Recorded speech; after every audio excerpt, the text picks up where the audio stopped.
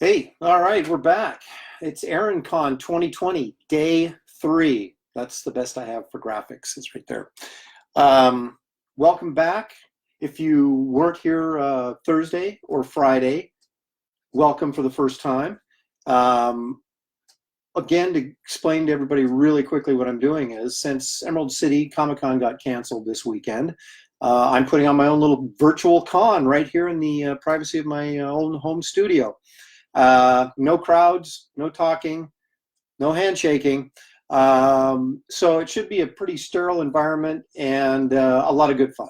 So what I'm going to do is I'm going to, as I have every day of the show you a little bit about what's available on my table, and then we're going to get into doing some drawing. First of all, I absolutely have to plug my hardcover sketchbook, baby. Okay? If you're getting tired of me plugging this, too bad. I'm going to keep on plugging it. This is a limited edition, signed and numbered, 750 copies is it. Look at this. There we go. I got a spine on there with writing and everything. So this is pretty cool. These are available for $25 or $45 with a sketch inside, a head sketch inside. This week only, free shipping. I mean, what more could you ask for? It's like you came by my table, saw the book, bought it, and walked out the door with it. You don't have to pay shipping this weekend during AaronCon. So if you want one of these, get one of them. I just cracked. Yeah, I just cracked open a new box of these, so they're going fast. So if you want one, get one now.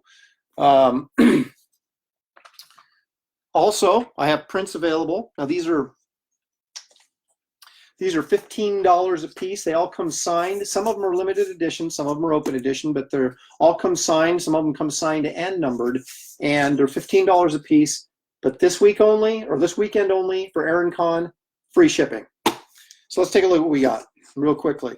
We have my first of my copyright infringement prints. This is the Jaws print. Obviously, to be sort of designed as a new version of the movie poster. So that's available. I have my Star Wars Princesses print. That's limited to 100, signed and numbered edition right there. This is my #1 selling print of all time, and it sold out. The limited edition did, so I reprinted it as an open edition, or as I say down here, you probably can't read it, but it says remastered edition. So that makes it sound fancy, but they are available, signed, and I have unlimited supplies of these. Not really, but I have a lot. This, Warrior Ember Pose. This is limited to 150 signed and numbered copies. And this is sort of a companion piece, a Wonder Woman companion piece to this, which is Warrior Nouveau. Now this originally sold out as well as a signed and limited edition print, but now I've done an open edition. So it still comes signed, and it's $15. And like I said, this weekend, free shipping. We can do it. We can all do it. This is my Rosie the Riveteer. Yeah, that's right, Riveteer. Take on the classic Norman Rockwell Saturday Evening Post cover, I think it was. But that's my take on Rosie, and one of my all-time favorite prints I've ever done. And those are available. I have 150 of these signed and numbered. I don't have 150 of them left. I have about 50 of them left. But this, of course, is my San Diego 1946 print. That's Supergirl, reimagined in 1946 swimwear and a hairstyle. The hotel, what is that, the Cordova? Is that, no, what is that called? Back there in San Diego. John Smith knows, I know he's here. Anyway, that's $15, signed and numbered, limited to 150. I have this amazing print, Spider-Man, inked by John Livesey. This is signed and numbered, limited to 100. John Smith. Now I got to wait till San Diego to get mine. As long as San Diego doesn't get canceled. This is not the Little Mermaid. It's the Big Mermaid, and it's called the Coral Princess. Signed in limited edition, 150 of these. And that'll do it for the prints I have available. I do want to show you something else, but I'm going to actually flip the camera down because the lighting's actually a little bit better down here than, I don't know why this is so dark, but probably because of the backlighting coming in from that window. So we're going to shift the camera down through the magic of technology, and I, of course, don't have a cameraman. I'm doing this myself, so that's why it's so horrible. Do. See how it lightens up once I get rid of that backlighting? You can see I have Copic markers out and a bunch of stuff because we're going to be doing some markering today. And when I say me, of course, or when I say we, I mean me. So, okay, let's zoom in a bit here so you can see my big Copic bag, because that's what it's all about right there, folks. All right. So my daughter's going off to college. She graduates high school this year. I'll be going off next fall, and she's quite the artist. And this last couple days, she's been working on these. That's my head, sorry. So check these out. These are, there we go, hand-painted water bottles. That's from one of the Eagles album covers. You might recognize which one. I can't remember off the top of my head. That is painted on. There we go. Check that out. How cool is that? I told her she should sell these, but these water bottles are pretty expensive, these hydro flasks. So we'd have to figure out how much they are and then how much the art and everything like that. But pretty darn cool. Let me show you one other one she just finished this morning. Yeah, remember the name Samantha Lopresti or Sammy Lopresti. That will be, you'll be hearing about her in a few years, that's for sure. Got a Homer Simpson special. Check that out. Donuts. So my daughter painted that on this hydro flask water bottle. So there's more than one artist in the family. But anyway, I wanted to share those because well, it's my daughter, and I actually think they're actually really good and pretty cool. All right, so actually what we're going to do first is what we always do. When I say always, I mean the last 2 days. We're going to start off by doing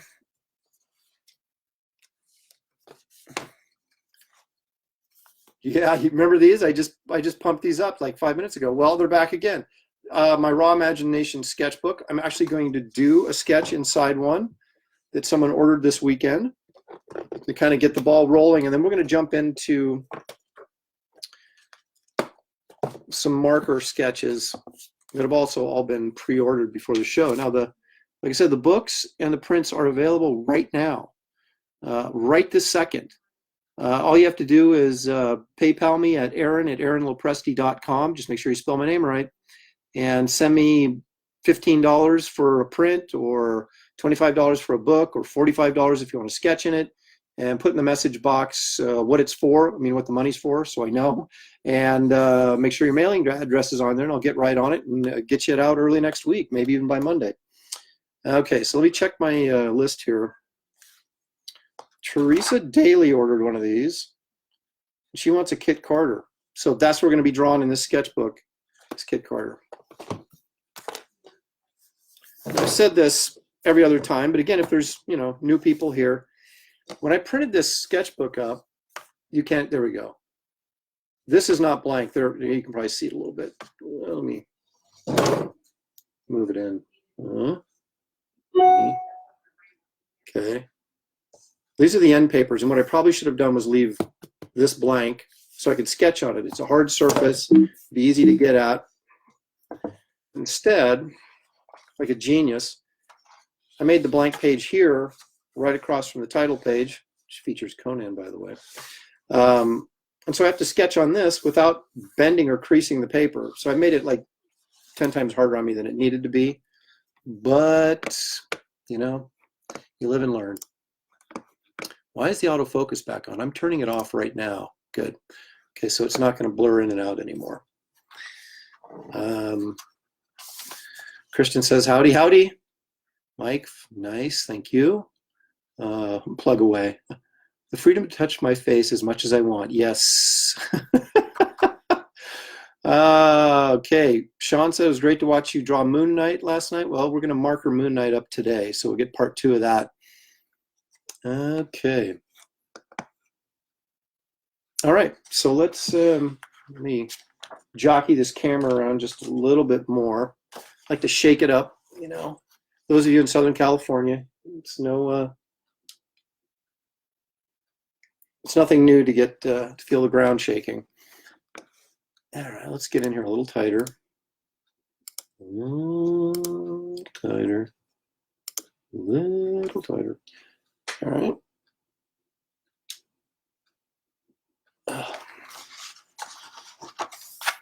It's not too tight. Okay. Does anybody remember what I said I was going to draw? Oh, which one? Kid Carter. I can't remember my own characters. Okay. So, why is that so hot? I'm afraid if I turn the light off, it'll be too dark, though. Let me see if I can turn down the brightness a bit. Ooh, ooh, see? We'll do that a little bit there. Now I'm going to look dark, but I think at least you'll be able to see the, you'll be able to see the drawing here better. Kit Carter in this sketchbook is always kind of difficult because I have to draw that bubble helmet freehand, and it's not always successful. But we'll give it a college try here.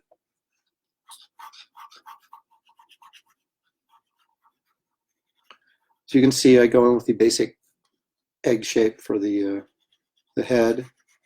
It's nice to know that all of our heads are basically shaped like an egg. And at least for artistic purposes, it is anyway. All right.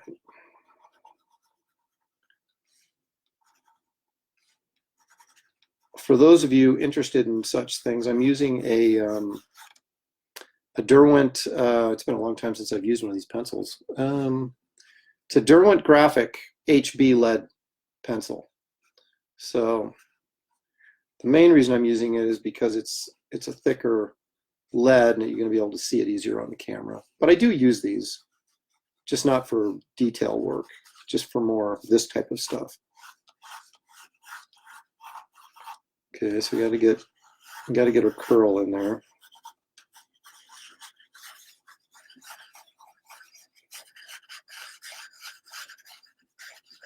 And you can see I'm holding this pencil pretty loose because, well, let's be honest, I'm doing a sketch. So, and I kind of want that looseness to it.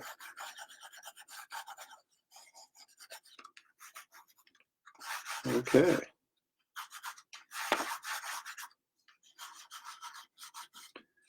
Get a little bit of Kit's collar in here. All right, so if I'm going to, doing the bubble in pencil is easy. It's doing it when I ink it is hard. But I think I'm just going to indicate it here and save myself some grief. Yes, that's what I'll do. I'm going to make sure her face is feminine and not too hard and masculine looking. It's not really what we're going for here.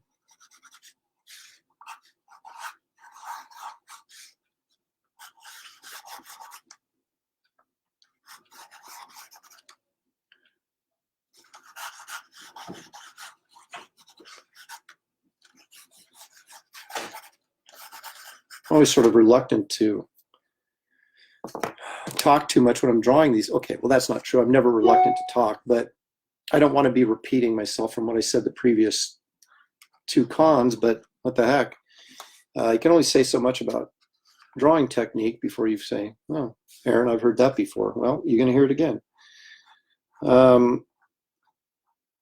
Again, I'm going to be relatively loose with the inking because it is by definition a sketch. So, and I'm using a Micron 0.8 pen right there.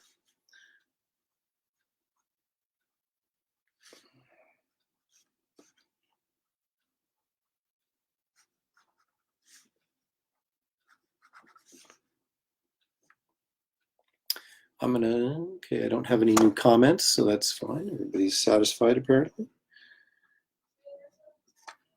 If you do have a question or anything, you can just kind of type it in there, and I will be periodically checking my screen to see if there's any questions or comments that need to be responded to as I'm drawing here. I'll do the best I can to sort of keep up with you guys.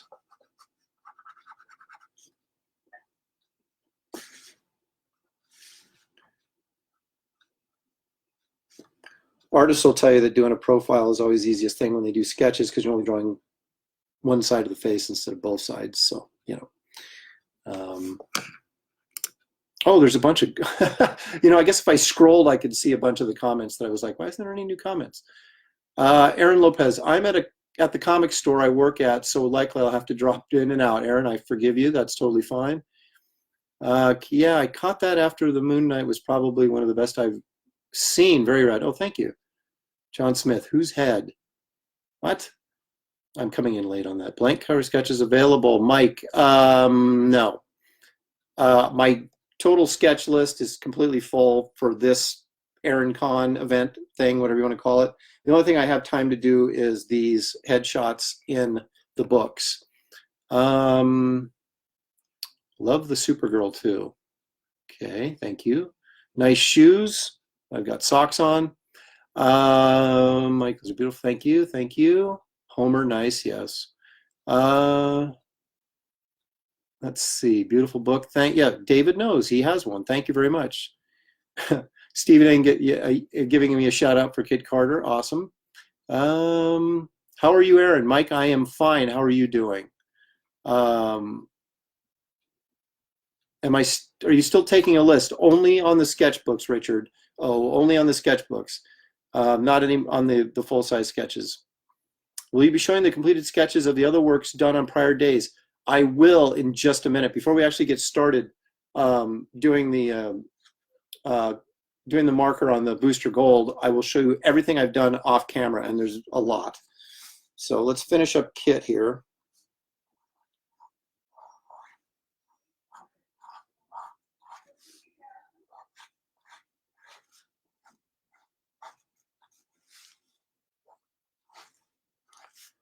Try and add a little bit of waviness to the hair here, so it's a little bit more interesting to look at. Now, thankfully, she's a blonde, so I don't have to color all this in black. That would be sort of a pain.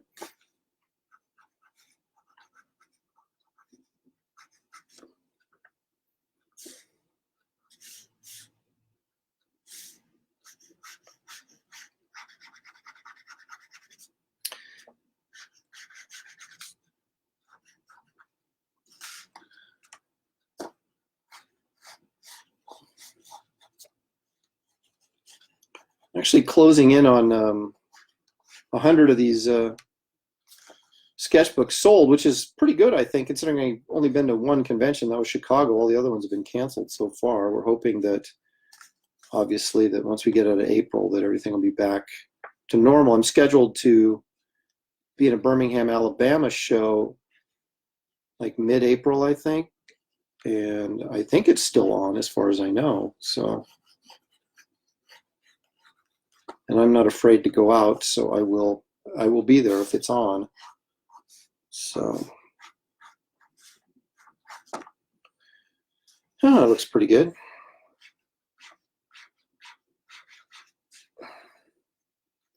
Some of you may be wondering, when are we going to see another Kit Carter strip? And I've got one penciled, but I have to admit, I've been working on Justice League. For those of you who don't know, you should check it out. Started on Justice League 41 and 42, and then I'm jumping ahead to Justice League 48. And that book is so labor intensive, it's unbelievable.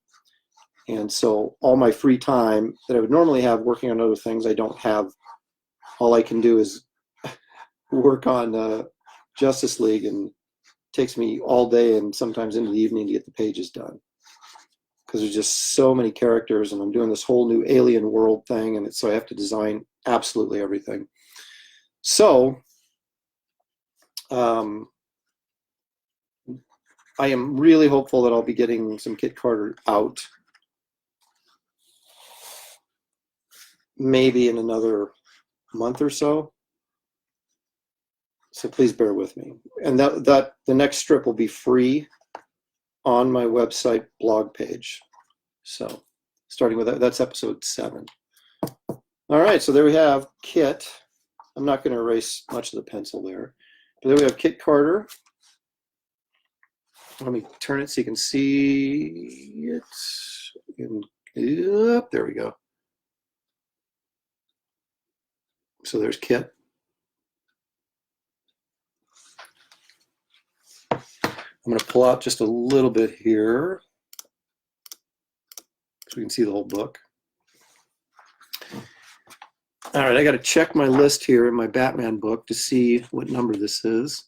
This is number 6, so 4 more of these, and someone's going to get number 100. That'd be kind of cool, I guess. I don't know. Okay, so that's number 96 for Teresa Daly. Boom. So we put the old number there. Like I've said before, I usually sign these over here if you just get the $25 version, which is signed and numbered, but just doesn't have a sketch in it. But obviously I'm going to sign the sketch if, you know, where the art is. So anyway, let me give you a quick preview of what's in this book. It's a little Lord of the Rings action with, no, it's too dark. Can't win. As my mom used to say, I can't win for losing. There we go. There's some Dark Crystal characters in there. There's some Red Sonja, some monkey-looking things. Girl, plenty of girls. Wonder Woman. Jungle Book. Look at that. Who knew? Sharks, monkey, and a vampire page. I mean, there is so much. There's a lot of variety in here. You know, it's a really nice print job. Printed in the USA. How about that? Not digital printing. This is offset printing. This is like a real book. So anyway, lots of cool and a variety. There's a little John Carter action. A lot of good stuff in here. So please keep that in mind. $25 for the signed and numbered edition. $45 for the one with the sketch. Cannot wait for Justice League. Hope you do a Fantastic Four or Legion superheroes one day. I did an issue of Legion like 8 years ago before I started Wonder Woman. And boy, you want to talk about killing me. Great choice for the Justice League. Thank you. I was glad that they chose me as well. I told them, what took you so long? And now I'm complaining about it. Not really. Okay, let's take a look at what I've accomplished since last night, and there's a lot. Okay, those of you who joined me last night will know that I started doing, I had a request for an Agent Carter. And of course, me being dumb like I am, I was thinking, you know, Sharon Carter, right? Wrong. You wanted Peggy Carter from the 40s. So I ended up doing that. Let me zoom out just a hair more. Now, this one hasn't been markered yet, and it will be, and hasn't been cleaned up, but it is inked, and there it is. Sean, you did buy one of the sketchbooks last night, and I thank you for that. And you're on my list in here. Wait a minute. Oh, I'm already done. Yours is already done. Your Wonder Woman is done and packaged up and ready to be shipped on Monday. So how about that? All right, so there's Peggy Carter, also known as Agent Carter. Okay. How about that? The Spirit. That was kind of cool. Somebody asked for that. Big Eisner fan. Love that stuff. So got to do the Spirit. Although he didn't. I hope he's not watching because he didn't want to see that and have it be spoiled. And I just spoiled it for him. Classic Captain Marvel, Starling Captain Marvel. His face is going to be all blacked in and starred in because he wanted the cosmic awareness face. So that's kind of cool. Oh, TC Shen joined. I'm doing a color piece for him that I haven't started yet, but it's gonna on the board, and I'm going to do a complete video on that. So that'll be cool. We all know this as Thundra.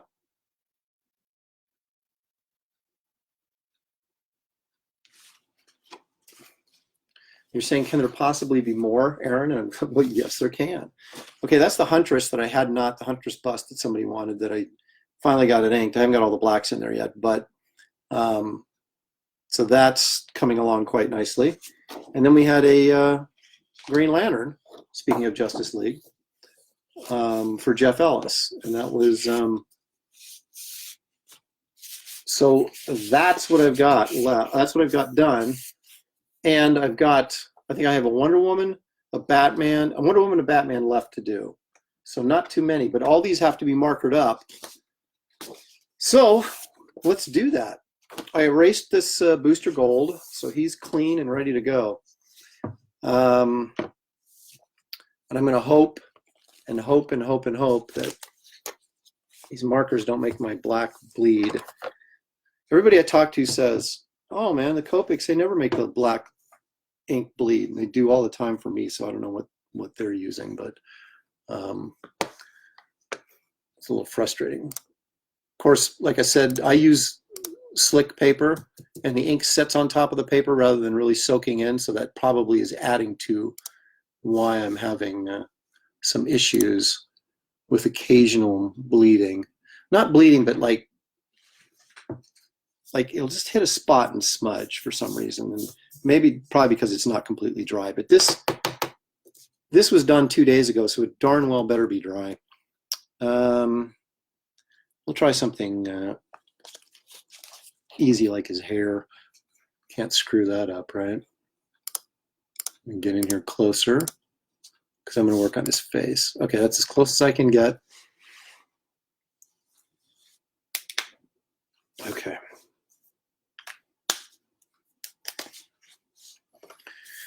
All right. One of the other things I have to avoid doing when I do this is pushing too hard. If I just go in and lightly touch and kind of a tapping motion, it usually won't cause any bleeding on the line.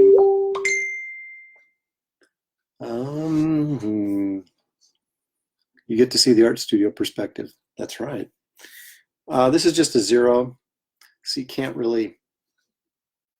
It gives a little bit of gray. All these are going to be grayscale because I don't do color at shows, and this is technically a show, so I'm not doing color. Unless there's a red, I'll use red. Okay, so now I'm going in with a 2 over the top of the 0. I put the 0 down as a base, kind of so it blends a little bit easier. I'm going to leave this area blank in here as kind of a highlight area. So it's going to be dark coming out of the roots, right out of the scalp.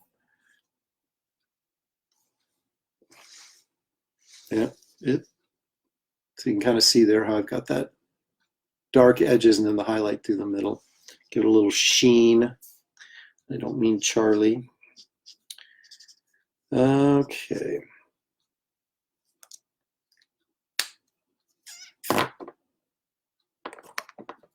Now let's go in the face. I'm also skin tones. I also use the warm grays because, well, quite frankly, I saw Adam Hughes doing it, and I said, you know what, that looks better, because I used to just use all like neutral grays on everything, and which was fine, I guess, but you kind of want your flesh tones to have a little bit of warmth to them.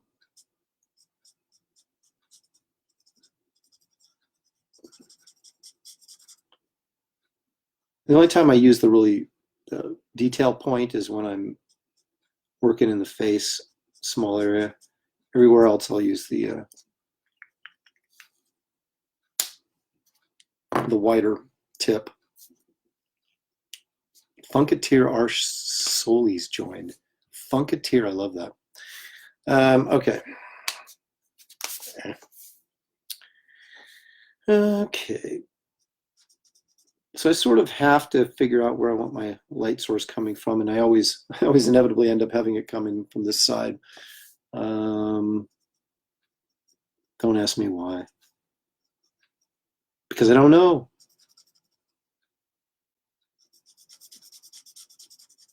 So we'll try and create some darker areas over here, kind of shadow areas. But see, because I laid down that zero, that warm zero first, I'm not going to have quite as hard of an edge on those shadows as I would know if I just laid it down first. Okay, I'm going to go in with the 3 and just to pump up the shadow areas a little bit. I don't want his face to be too dark, but I'm going to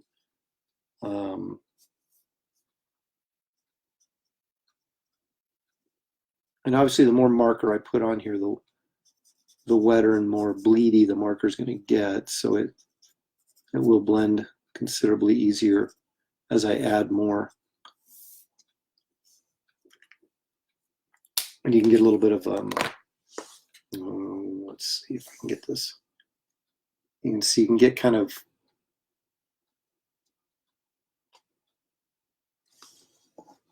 let's see if I can, I'm trying to get this so you can see, you can get like the highlights on his nose and on his cheek and things like that. And you can see that on his chin and just below his mouth there, you're getting highlights, but they're a little bit more subtle. So basically you just, by using the, the 0 to 2 to 3, on the grays, you can get those kind of subtle variations. And I don't want to get too dark over here, but I do want to get some semblance. So I'm going to go back over with a 0 to kind of darken that up a little bit so you don't have all this darkness on one side of his face and nothing on the other. So I'll go in with a 2. There we go. 2 down here on his chin. Maybe across his lower lip a little bit. There we go. All right, so I'm going to go up and do this mask too. Now remember, he has this yellow visor. I may go in with a white pencil, but not any white pencil. There's these, I'd have to dig it out. Of course, I have everything sitting here except my white pencil, which is way over there, but if I need it, I'll go get it. But it's a real chalky, heavy white that works like whiteout, and you can just like, it won't go over the top of other colored pencil, but it will go over the top of marker or paint really, really well. Okay, so this is a point, this is a 3, so this is a little bit darker that I can get underneath his eyes, kind of create the shadow underneath there. Again, to give it a little depth and volume, I'll put a little bit of this darker brown on here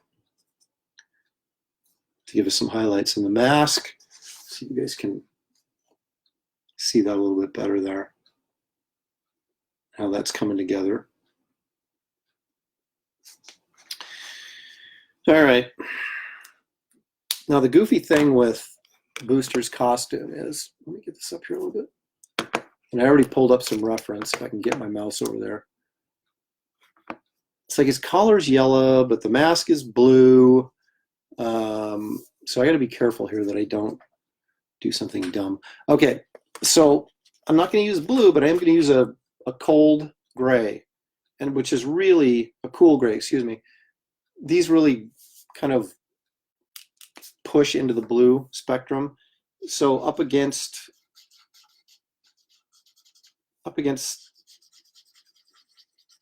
these warm grays, it's going to look more blue, or more blue tinted when I get it done.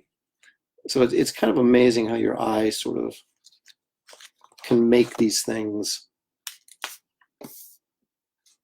bring the color out that, by looking at it, normally you go, I don't really see that. But then as you look at it longer, you can start to see the blue come out of it a little bit. And it's how you juxtapose values against one another. So like I said, so you basically got a warmer gray, and now the warmer gray becomes more yellow. You can't see it as well on this screen, but the warm grays will start to become more yellow sitting next to the cool grays that I'm putting next to it. So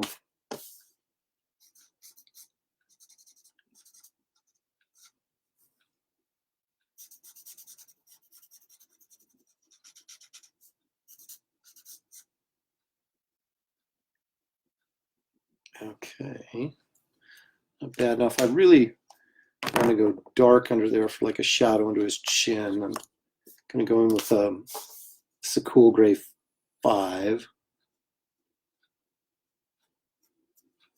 And then I got a little shadow under there. I'll put a little bit right there. All right. I'm digging it, man. Okay, so now the rest of him is yellow. So we're going back to our yellow. So I'm going to go, well, not the rest of him, but this area is yellow. So I'm going to go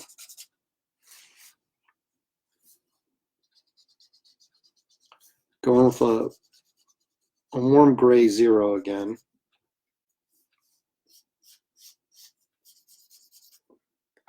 I'm going to switch back. I'm looking at booster reference right now. I'll switch back to you guys in case anybody has any questions in there. Let's say I've met you a couple of times at NYCC and you're a very nice man. Well, thank you, Mike. I recognize your name. I'm trying to place your face. Thanking you for signing my books anytime. Jerome says, if this booster gold, try his outfit in red and white since he is Canadian. That would be Captain Canuck, I think. That everybody's a comedian, I tell you. All right. So I'm laying in this 0, this warm gray 0, again, as sort of my base to work over the top of. I'm going to go with a 2 instead of a 1, just simply because the difference between a 0 and a 1 is negligible, and I need to be able to see at least a little bit. I don't need to be that gradual. So I'll leave this as a 2 again, a warm gray 2.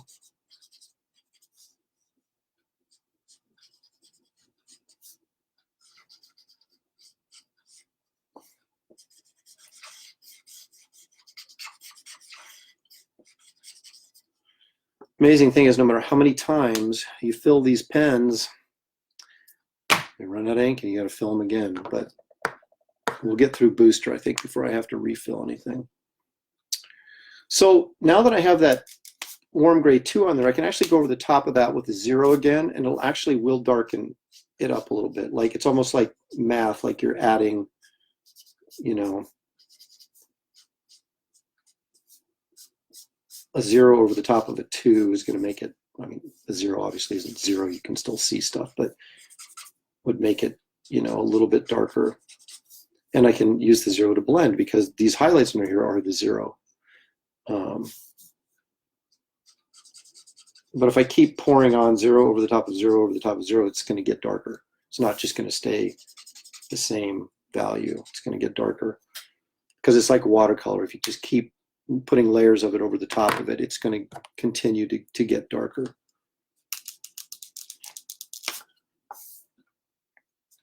That you can see what a difference, you know, rather than just doing black and white commissions, by putting marker on here, how it can really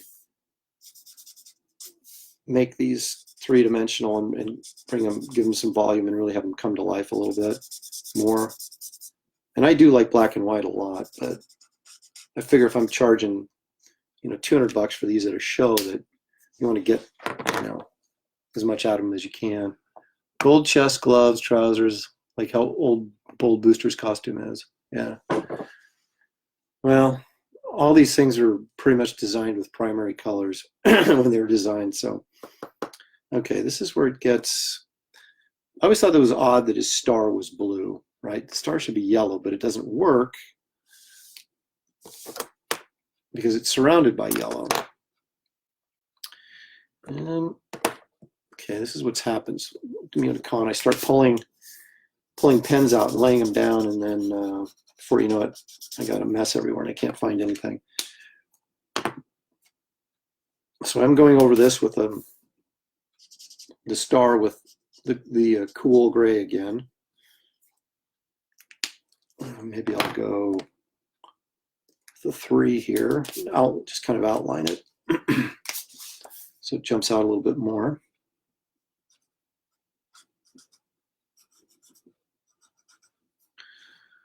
What do you think of that? Okay.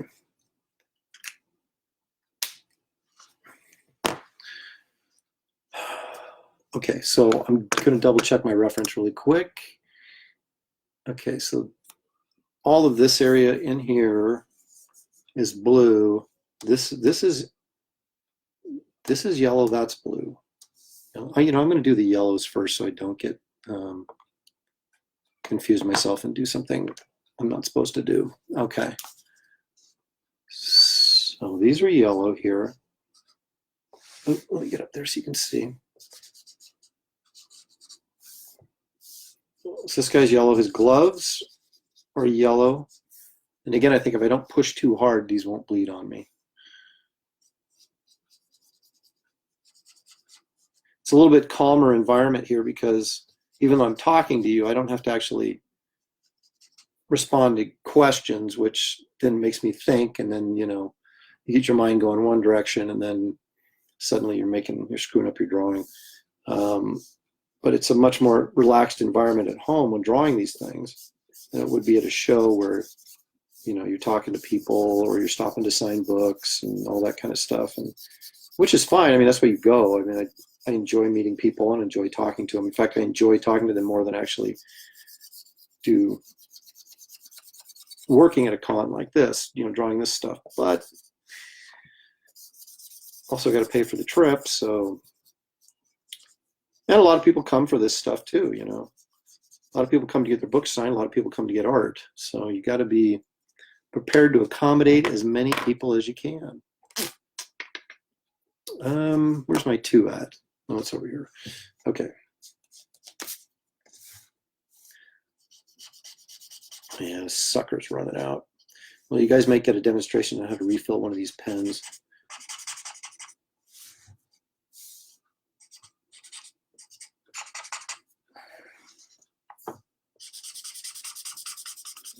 So again, I'm assuming that the shadowed side, since the light's coming down this way, the shadow side is going to be on the bottom of everything. So I'll go in there and put the darker colors at the bottom away from the light. And then I'll hit it with even a darker. I'll go back in with a warm 3 here, warm gray 3. I gotta make sure I get this up high enough so you can see it. Okay. And so I'll go ahead and put the 3 over the top of the 2.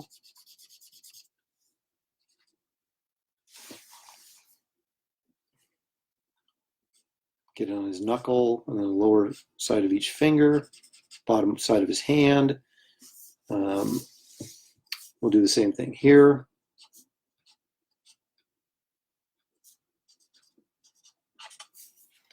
Okay, so now I've got a darker area there.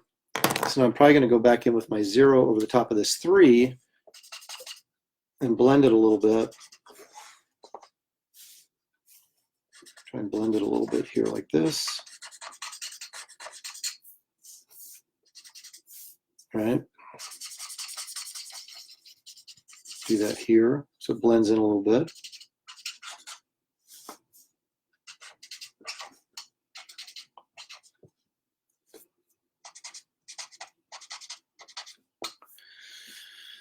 It's like magic. Take my 2, even though it's drying out on me. Put a little bit there. There. All right. Okay, so let's move this down here. We'll work on his pants, if I may. Let's see what's everybody got to say here. This looks awesome. Even shines. Thanks, Cal. Adam Strange is wearing the Canadian colors. I would have constantly used my eraser to draw. Dude, I use my eraser plenty, believe me.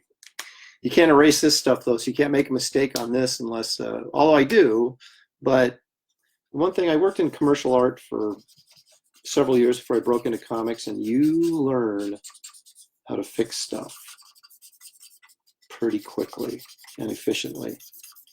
And I've screwed up many pieces of artwork that I've actually been able to go in and fix using a combination of like whiteout and different things to kind of fix the area. Okay, I've got to refill this number 2, so we're going to have a slight pause in the action. Which you can watch as I show you how not, that's the back of my head. That's pretty disgusting. All right. Oh, here it comes again. All right, so I have to dig through this bag. I have this bag I bring with me every show that has all these refills for these pens. You know, so I got 100 refills. All I have to do is find the right one. Shouldn't take too long, right? And there's W1. I want W2. There it is. Oh, it's so horrible. Okay. Hopefully I won't have to stick my head in there again.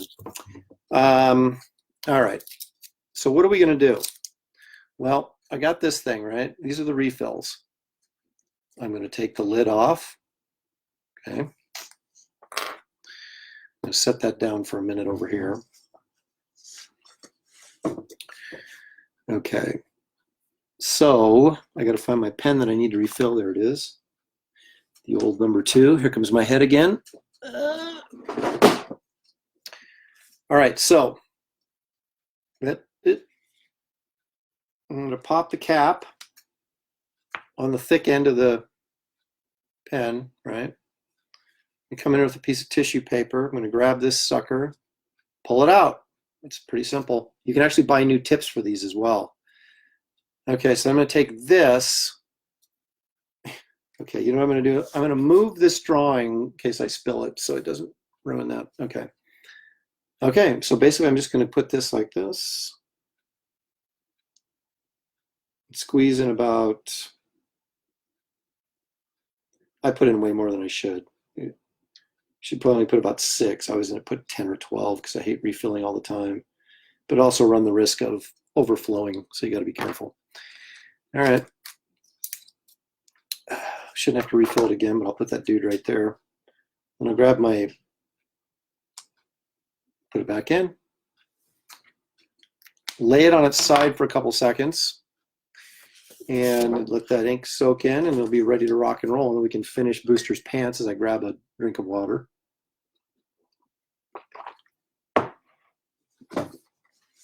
You probably heard that swish around my mouth. It's like really like an interactive video game, isn't it? Okay. All right, so let's try this now with this pen hopefully working with some ink in it. And we'll, yeah, look at that. Look at that. There's so much ink in there.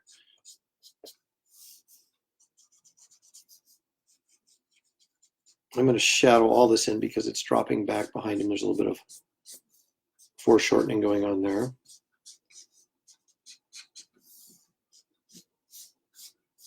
So basically, I just kind of hit the edges or okay. So now I'm going to go ahead and go over the top of this with a 0, just to kind of make sure I got a soft blend, although it's pretty much blending in on its own, but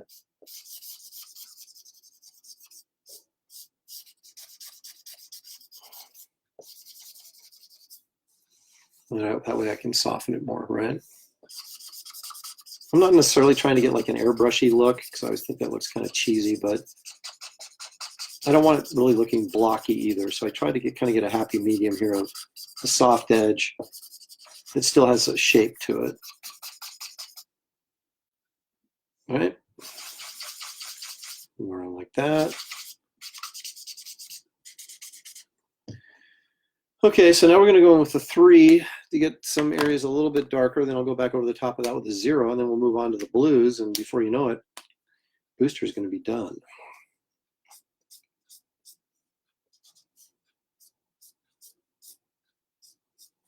The thing is like this, is like it's like watercolor a lot of ways. You can't overwork it. You have to be a little bit loose and free with it because nothing looks worse than overworked watercolors. And the same thing with the markers.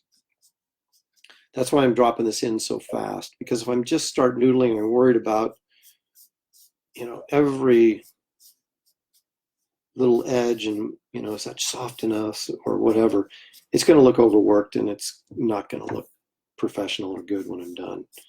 So getting used to using markers is I mean, getting used to using any medium is half the battle. You know, how you can getting it to do what you want it to do and look the way you want it to look.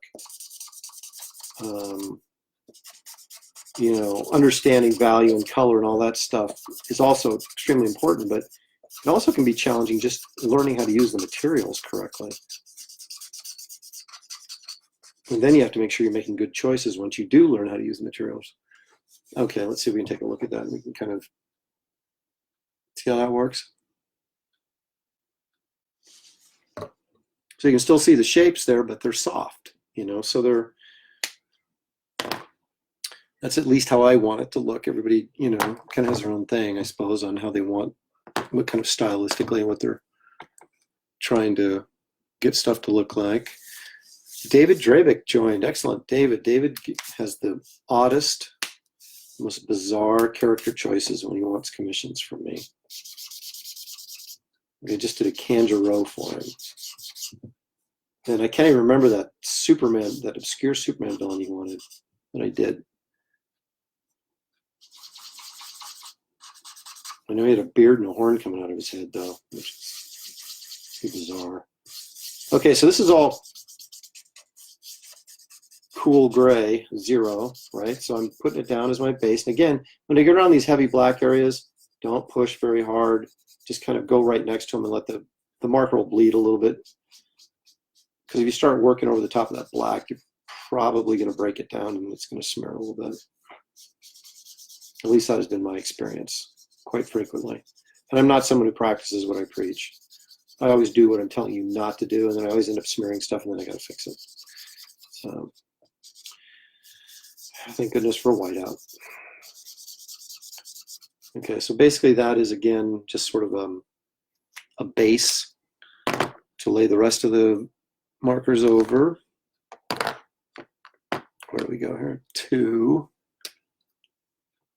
Steve Branson. Steve, I did your sketchbook. It's packaged up and ready to be shipped out for Monday. I don't remember. Oh, you wanted Ms. Marvel, I think, didn't you? Yeah. Did that last night.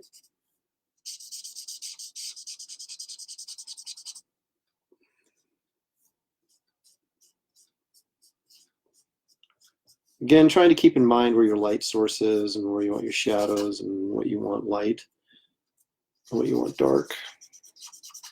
Oops, sorry. There we go.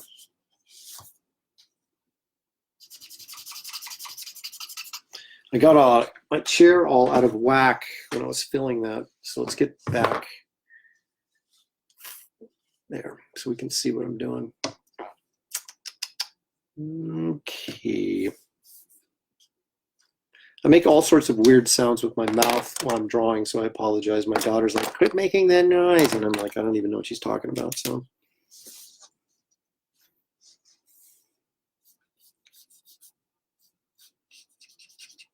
So now we're going in here with this is a number 3.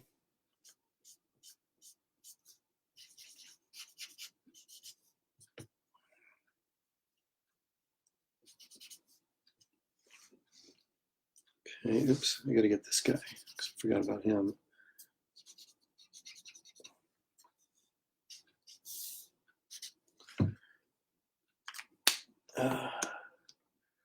Okay, and I'm gonna go back over that with a 0 again, just to kind of blend this a little bit.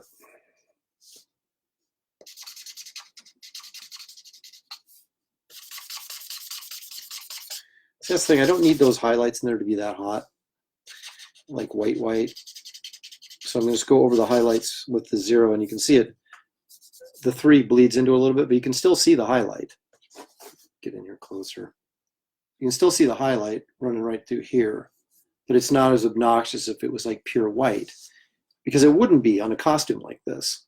You know, you need the highlights in there so you can create depth. So you have your highlights and your shadows and your mid-ground or your mid-color. But those highlights don't, you know, unless it's shiny, you don't really want a hot white highlight on there. I guess you could argue that his costume's shiny, I don't know. Depends on what it's made out of. All right, so I already put the 0 on here, so I want the C2 if I can find it. There it is. All right.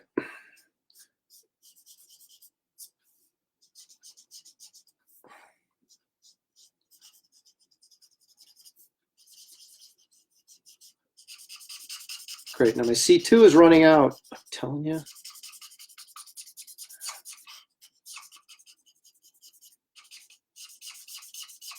I don't think I'm going to get through this without refilling. Curse you. All right. Well, let's try this again. That's my keyboard. This is my bag of goodies. This is the kind of action you get at somebody's table as you're standing there just waiting with your book going, gosh, can you just sign my book so I can get out of here? And you're like, no, just let me find this one refill and then I'll sign your book.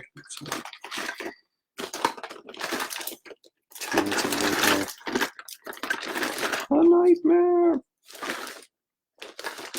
C1, but I need C2. How do I have two C1s and I don't have one C2? Are you kidding me? Man, you want to kill your ratings on a television show, do this. C4. C3. PO.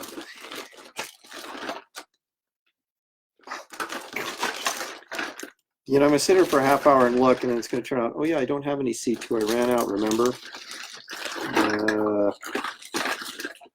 All right, well, you know what? The heck with it. We're going to jump ahead to C3, blend with the C0, and create my own C2 between the two of them. Because, okay, let's see. I don't want that.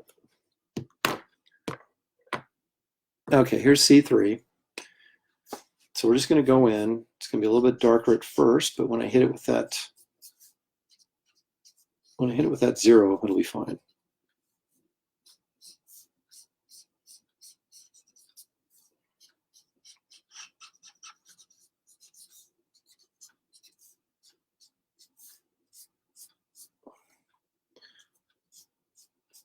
And as you can see, I'm hitting, you know, would be the lower end or the shadow area with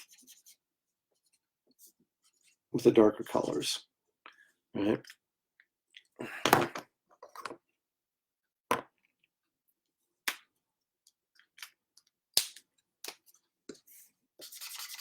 And those of you who were with me Thursday night may remember I said that I wasn't going to put a lot of line work on here because, as you can see, once you use the marker sort of gives it the depth and stuff that the line work to a certain degree becomes unnecessary.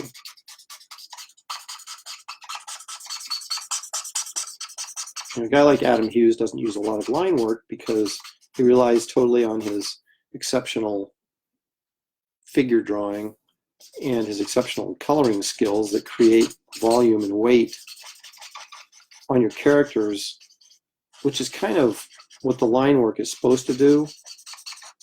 But back in the day when you had to use flat coloring, your line work sort of had to carry the art. Now, with this high-end coloring we get, it's not necessarily the case. In fact, you put a lot of line work in, which I still do to a certain degree, I guess, but a lot of it gets lost in the coloring anyway. So, all right. So there's Boosters looking pretty good. I'm going to go do his boots, and then we'll put the finishing touches on him. There we go. I've only got like 5 pens setting out, and I can't find anything. So typical. Oh, sorry.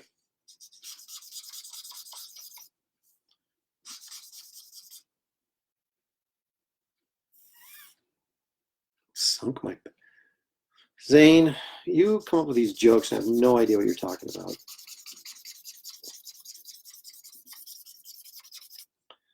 There's something, you know, there's something called being too clever. So, got to dumb down your material for your audience.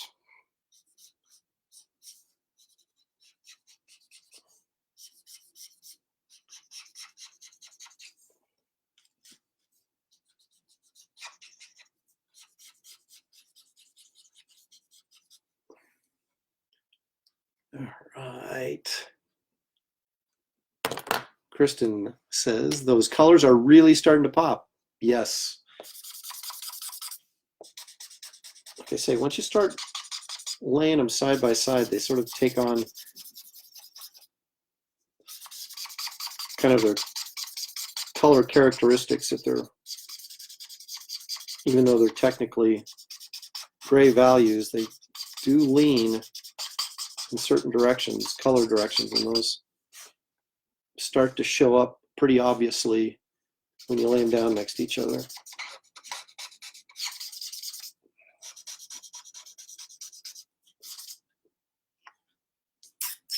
Okay. I'm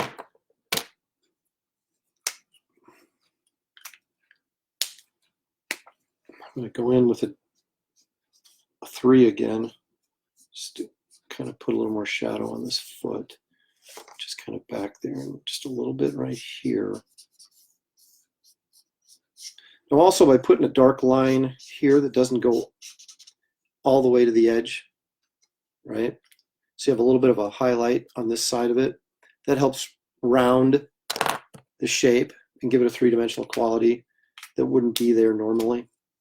So those are kind of little things you do to kind of give your drawing a little bit more life.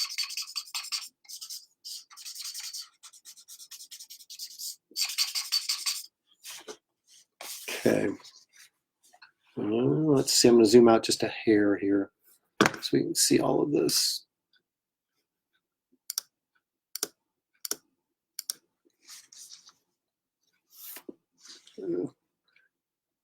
Boom. So it gives you an idea. I'm not done with this, but we're getting there. So what do I do with it now? Well, as you can see, these lines get a little thin looking. Now, part of that is because I erased the pencils out from underneath over this, and so that kind of grays the line just a hair. I want to bold up this outline. I'm going to put in a few, little detail lines in here, and then I'm going to bold up these lines around here. And then I'm going to do something that I don't know why I started doing, but I like the way it looks. And when we get there, I'll explain that to you. All right. So where are we at? Okay. I'm going to zoom back in.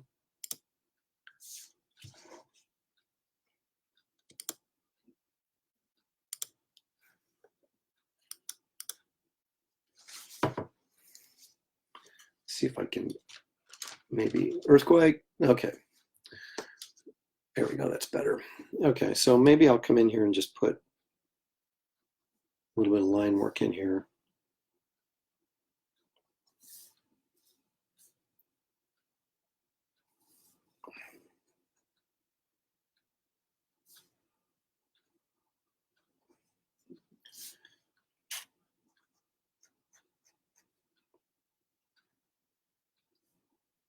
Some of this at this point kind of feels unnecessary, but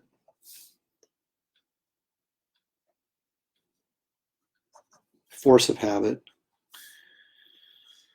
Comics have always been about the line work, right, to a certain degree.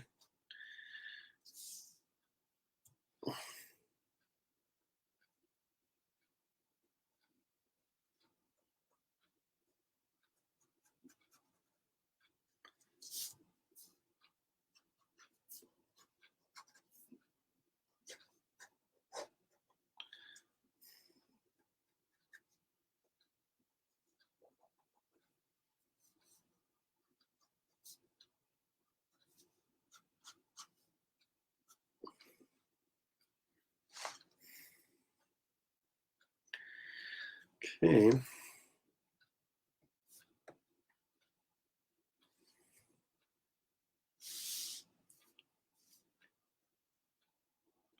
Trying to keep this the part that I'm working on actually in view, and I got to keep paying attention to where I am on the monitor, which isn't always easy when you're drawing. Okay.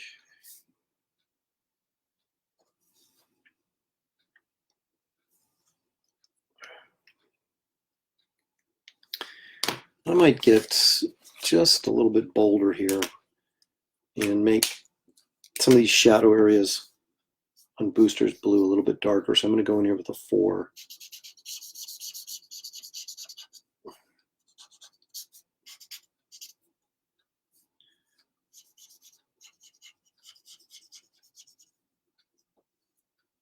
I always do this at shows, and if my wife's with me or my son, they're like, "Stop! You've already put enough work into it." And I'm like, "No, it doesn't look quite right."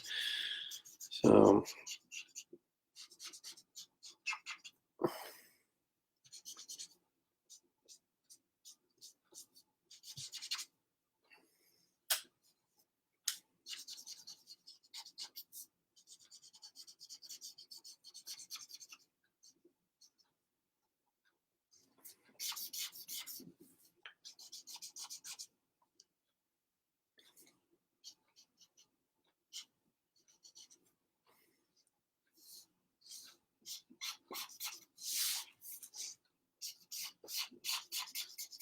again, I'm doing this really loose, and I'm going to hit it again with a 0 over the top to blend it a little bit.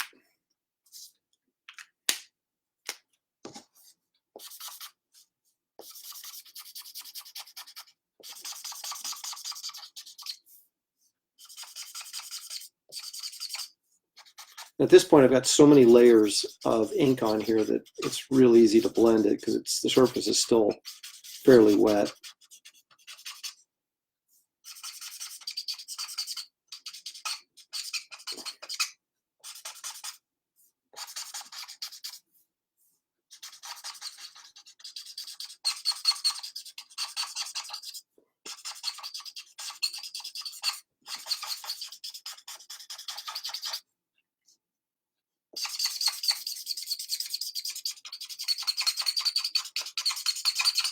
Hear that squeaking? That means my ink is running dry. It's that's the only thing with these markers. It's just a pain in the rear to keep ink in, because quite frankly, you use it and it runs out, so you got to fill it back up. But whereas if you were watercoloring or something, you just keep dipping it in the paint, dipping it in the water. All right, so I'm kind of up. I think that looks pretty good. Now I'm going to go over, like I said, and bold up. I'm going to take my 8, this sucker. At least you're wearing socks. Yes, I am, John. Beatnik, I'm not. If anybody can even use that term anymore.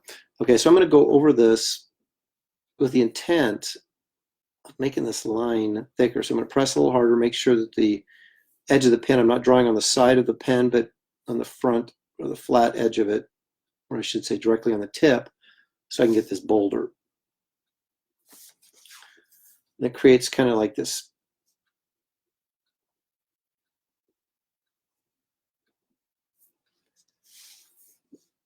heavy, well, heavier, it's not,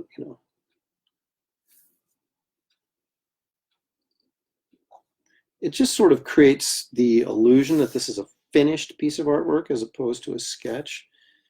I guess it's not really an illusion if that's what it looks like, but I just always, when you start inking something like this, I'd rather have I don't know why, but I always kind of like that bolder line. I'm going to put a black shadow underneath here. You can't see what I'm doing right there. Sorry. Give me a little separation there. Okay.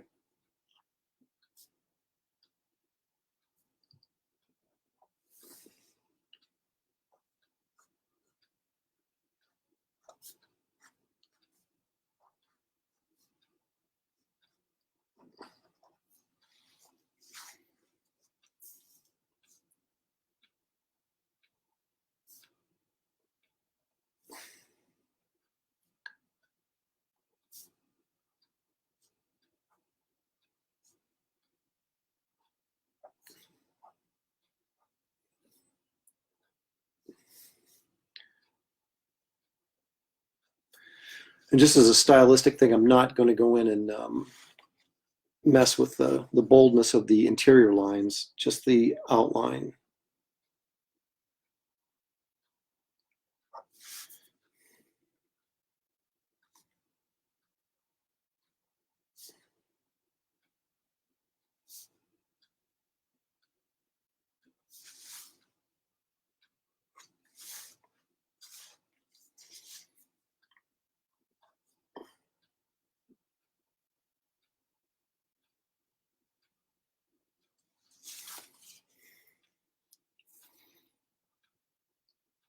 And obviously I turned the page to make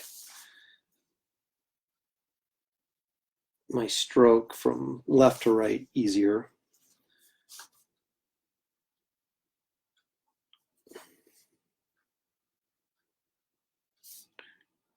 Okay. So then you look at that and say, well, okay, that looks great, Aaron. Is it done? No. I'm going to do one more thing. If I can find the right pen. I'm going to take a warm 4, which is a darker, and give it almost a brown look. And I'm going to outline this in it. And this is the one thing I started doing, and I have no idea why I did it. Started doing it, but I like the way it sort of grounds the drawing. And it's like putting a finishing touch over it.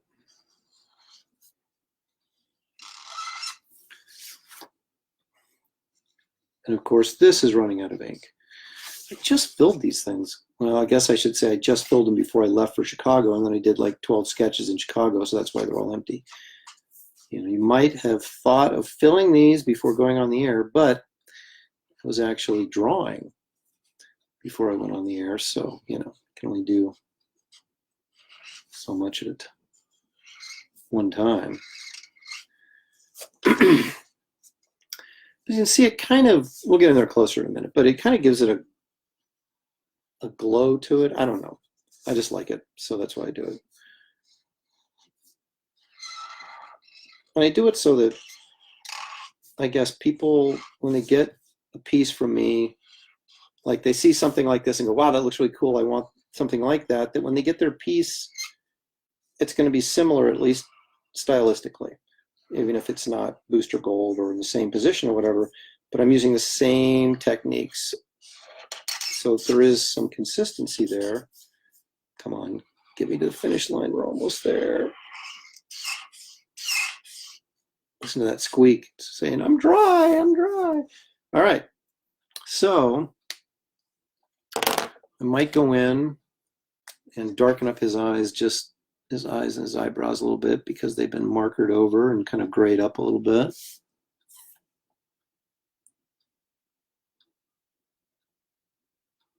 So I want to get those in there. It's a little bit darker.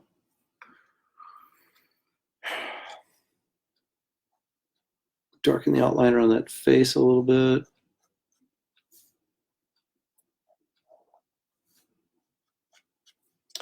Ladies and gentlemen, it is like magic. It's, I don't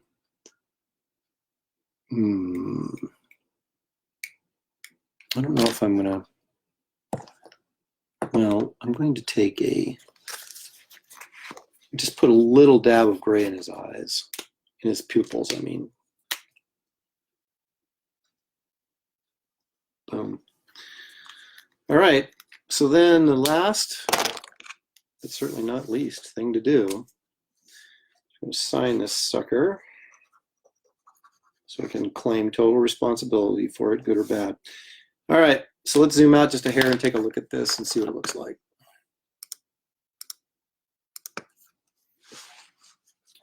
All right, I'm going to shift this camera up a little bit.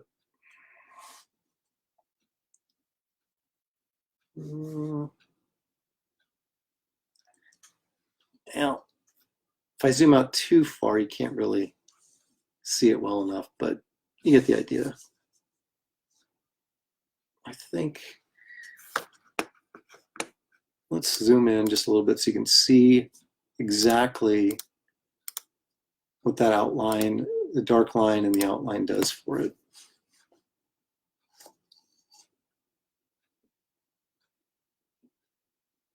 Doesn't really affect the drawing in terms of the work I did on it, but it just gives it a nice little touch.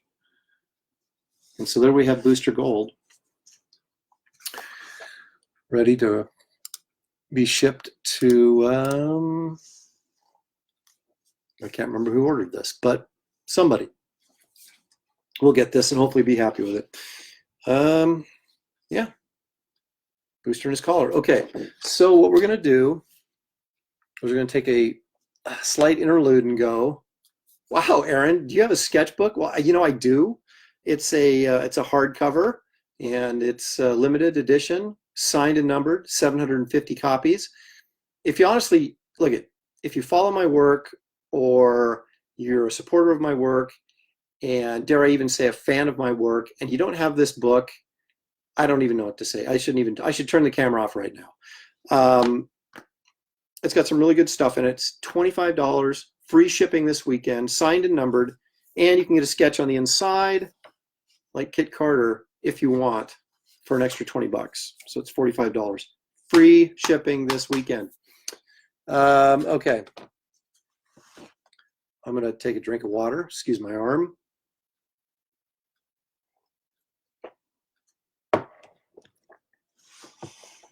I think you all should see my shirt.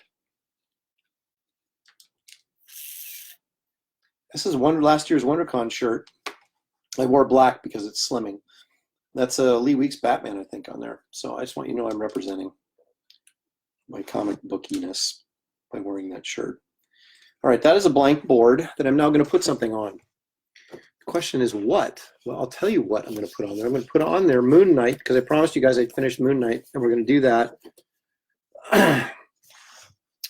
before we call it a night or a day or whatever. All right, I got a pencil stuff all over this, so I got to erase it.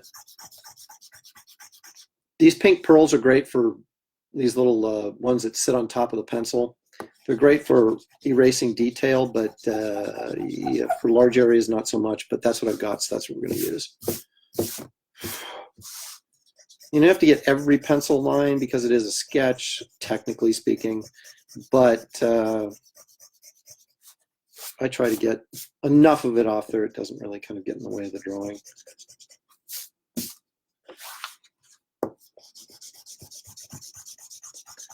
I did this last night, so I shouldn't have to worry about this ink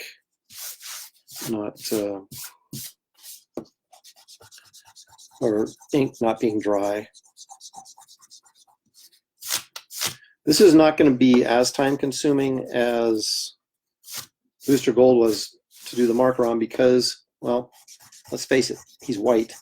So all we're really doing is putting some shadows in with the gray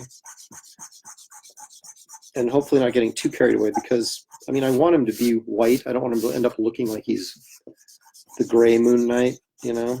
So I do tend to get carried away though, so we'll see what happens. But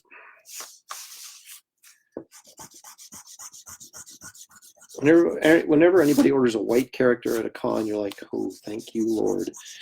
Because when it comes to the marker part, it makes it a little bit easier.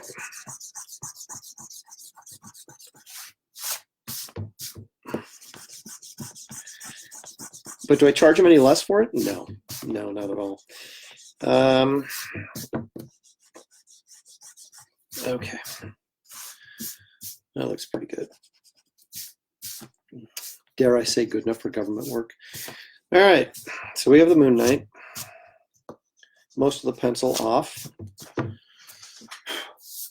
Now, we do know that my C2 that went to C1 that went belly up on me. So my C0 still works.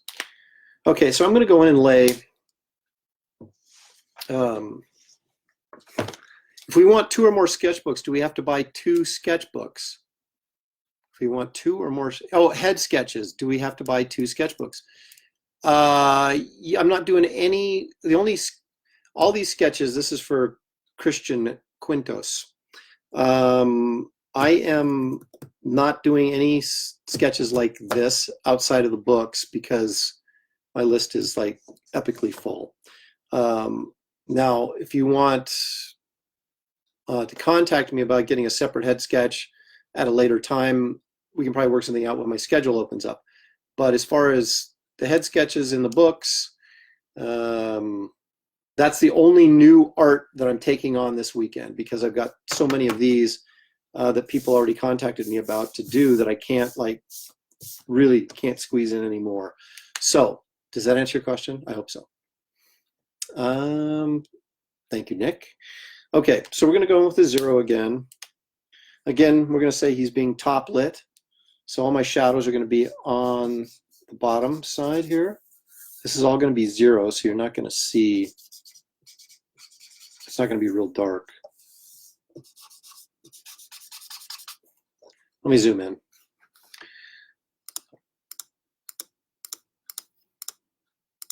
Okay, that's as close as I can get.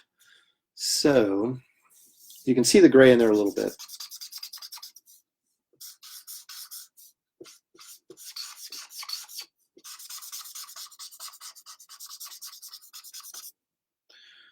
So basically I'm gonna gray marker on the underside of Moon Knight and all the shadow areas and leave everything else white. And of course, my 0 is now out of ink. It's inevitable, folks. It's inevitable. Thankfully, I have the 0 right here to fill it. So what are we going to do? I'm going to move that so I don't make a mess. On these really light ones, like the 0s and the 1, 2s, and 3s, yeah, the ink comes off on your fingers, but you don't really notice it because it's so light. So I don't even bother with the tissue. It's like when I'm using red or a colored inks, or especially the black. Oh, what a nightmare. In fact, I won't even refill my blacks anymore. I'm just throwing them away because they are so messy that I won't refill them anymore. I just toss them and get a new one. Oops. See that I spilled down the side, and because it's a 0, you can't even hardly see it. Whereas the black is like, you know, would be just a complete nightmare right now. And I just knocked my pen nib onto the floor. Hopefully it didn't roll too far. No, it didn't. So let me excuse my head and my back. What was it say on there? 80 years. Batman's been around 80 years. Doesn't look a day over 30. Okay. So put my nib back in. Cap that sucker. Oh, excuse my head again. All right. So now we'll return to the Moon Knight. And back to laying our shadow foundation. Oh, look at that. It's like ink coming out of it. It's a miracle. All right. So basically I treat every shape, or pardon me, every muscle like a separate shape. Like this bicep is a circle, right? And this tricep is a circle. So I shade that, shade that. This deltoid is its own separate shape. So I'm going to shade the underside of that, right?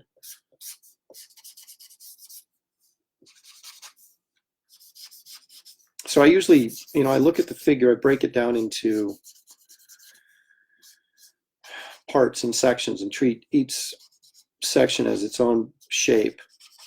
And it makes it easier for me to figure out my lighting and where my shadows are going to be and all that kind of stuff.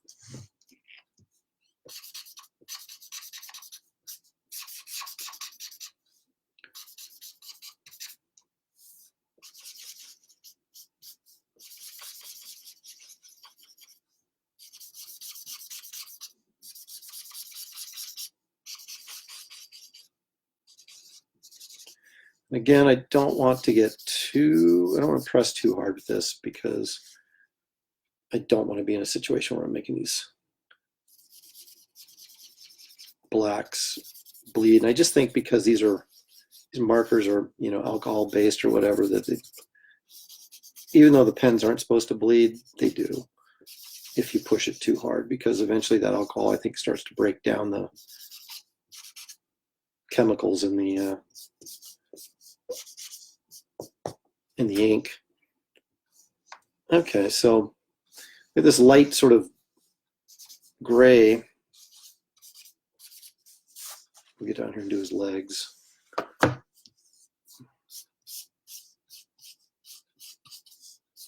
Now this is foreshortening, so I can gray that in, and it doesn't really bother me because it's farthest away from the light, technically speaking, and going away from us, so I'm going to want that to be a little bit darker. I'll worry about the cape last. Okay, this hood is going to put a little shadow, drop a little shadow over his face, so they can be a little bit darker up there. Okay. like I said, I'm going to deal with the cape separately as its own thing.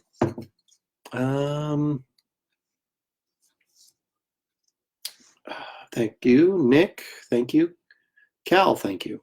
All right, so we're going to go with the 3 because I can't find the 2.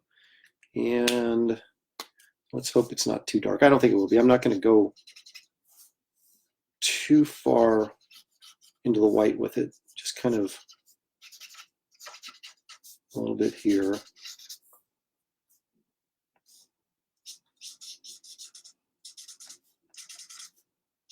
Like I said, it's going to be real tempting to just keep going and going and going on this. And then I'll end up, like I said, with the gray Moon Knight instead of the white Moon Knight. So I'm going to have to be careful and watch myself and not do too much. Because really the ultimate goal here with these markers is to kind of give it a 3-dimensional quality.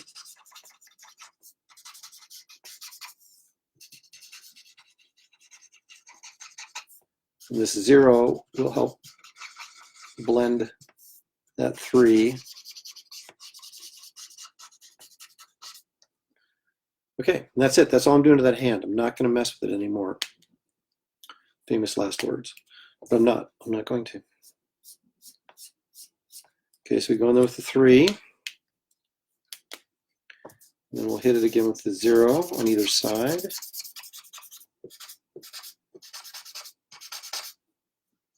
Boom. Okay.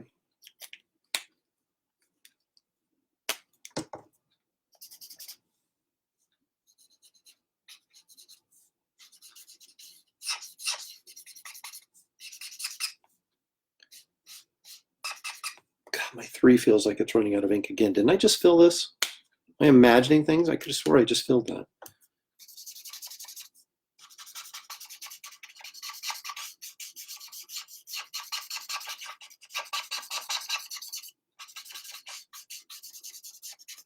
You can see how hitting that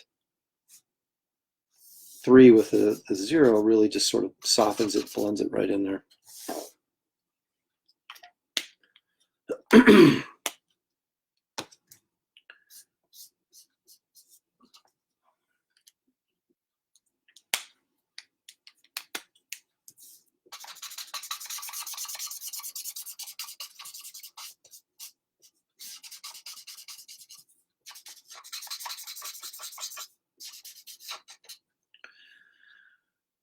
Okay, gotta be careful. I'm starting to do too much.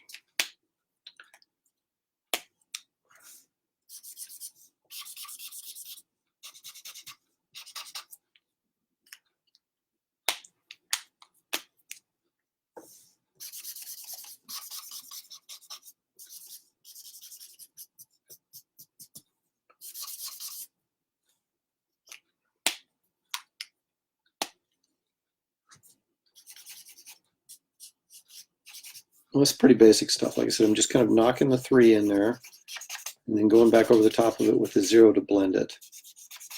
My 3 is running out again. I could have swore I just filled this. Did I not fill this on camera? Am I imagining that?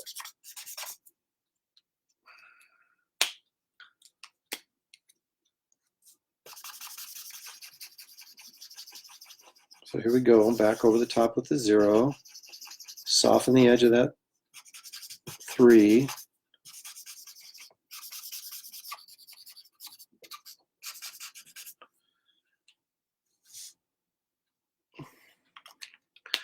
You can see the volume is starting to be created here and it's starting to come to life. It's not just a flat 2-dimensional drawing anymore.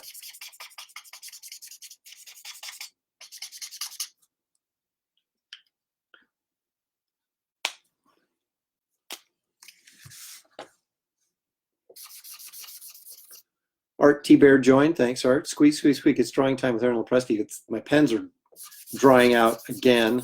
I just filled them. So annoying.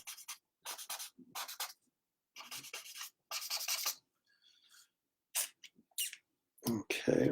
Well, I'm going to get this hand done with this 3 before I refill it. I'm going to make it work.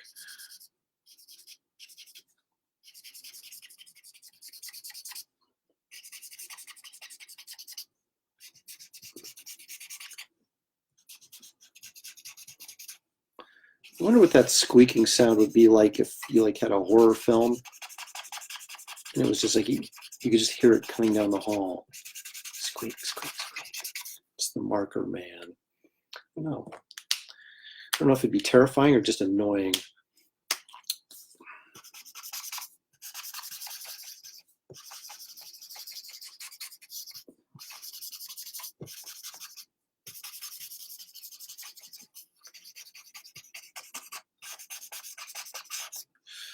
All right, how about that? So it's coming along pretty nicely here, and you are kicking very much butt here. Thank you, Art. Art is quite the talented young man, although he's older than me. I'm going to refill this 3 because I have to. Art has, you still have a project on Indiegogo, don't you, Art?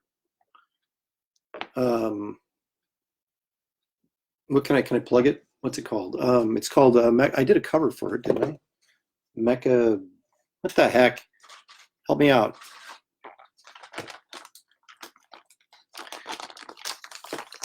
Anyway, Art's doing some really cool work. You should check it out.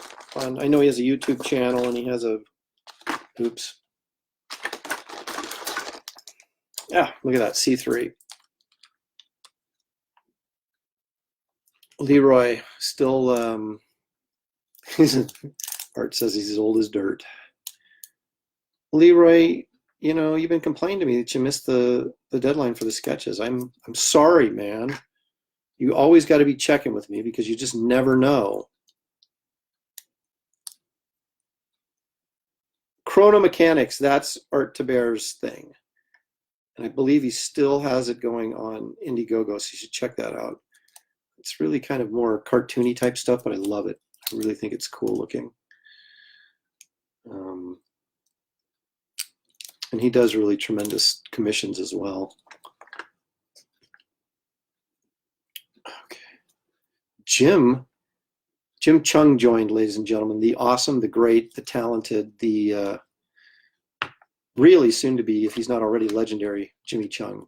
He's probably doing something really amazing for Marvel right now, so you want to check him out too. All right, our 3 is reloaded. That means Moon Knight's back on the board. So let's get back to it. All right. See how it doesn't squeak when it's full? So nice.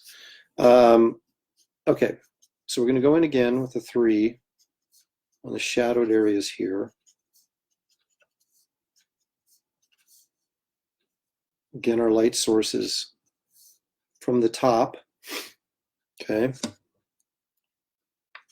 Now I'm going to hit that with the 0 again to blend it a little bit. Thank you, Andrew. My looks like my second cousin twice removed is on here, and he's checking things out. Andrew Lane, thank you very much.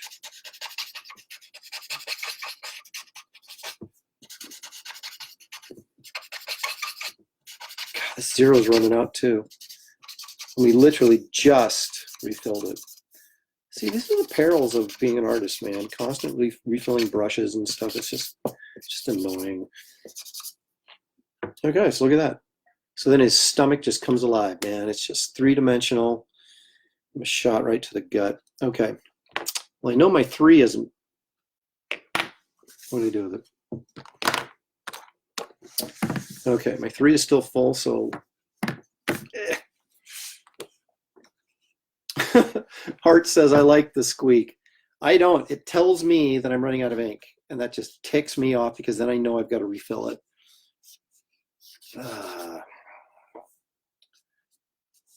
See how nice and soft that is? There's nothing more satisfying than a pen full of ink, I don't think. Okay. Or I should say I do think there's nothing more satisfying. All right, so as Moon Knight slides down my table, here we go. I'm gonna hit it with the 0, blend it. It sounds a little repetitive, doesn't it? But I don't know what else to tell you because that's what I'm doing.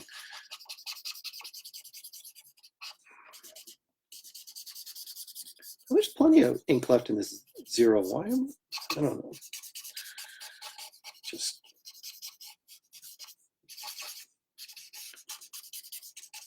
I haven't been drinking, so I know that's not the issue. Okay, look at that.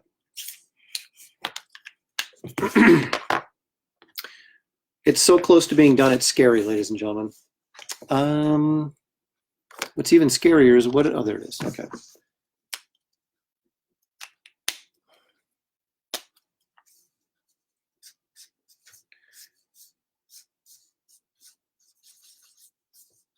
Oh my gosh, there's nothing more satisfying than a pen that's full of ink. Okay. Again with a 0 over the top of the 3.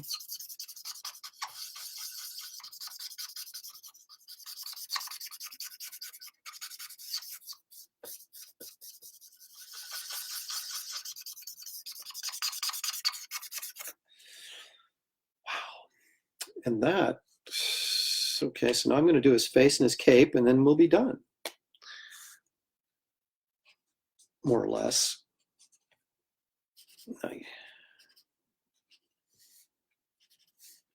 Okay, so like I said before, his cowl there is going to lay a little bit of shadow over the top of him here.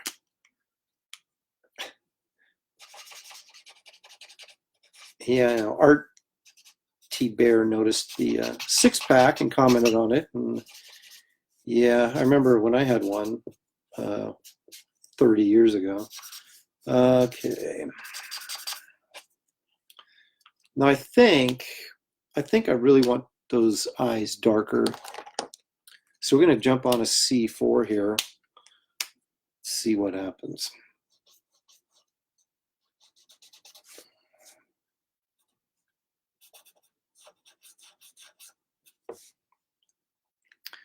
Look at that, and I still think they could be even darker. So I'm going C5, ladies and gentlemen. Put on your seatbelts. I can't guarantee what's going to happen.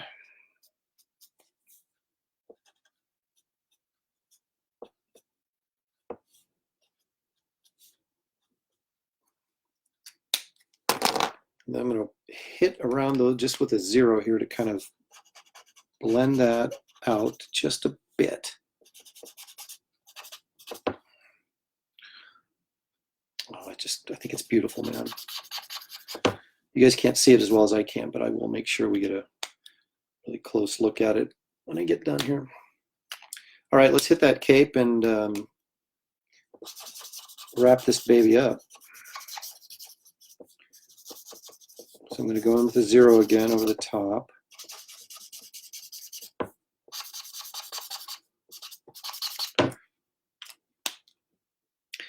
You know, the Moon Knight is cool.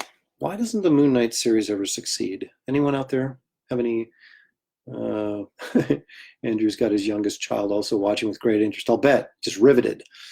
Was it a Coors Light? No.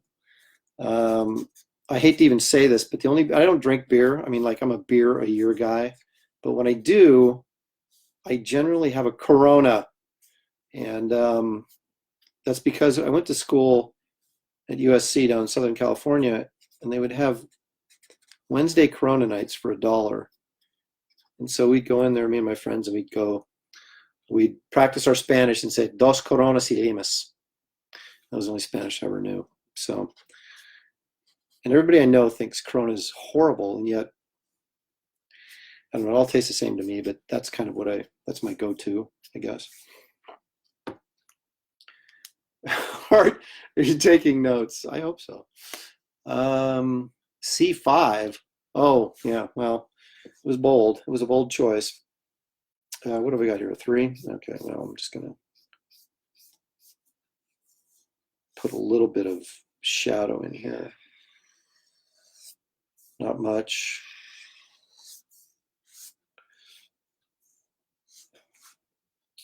We don't want to lose his...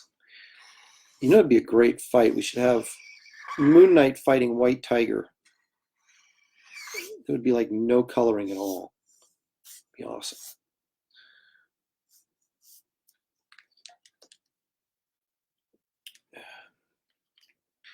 All right, so then I'm going to do a little bit with my zero here.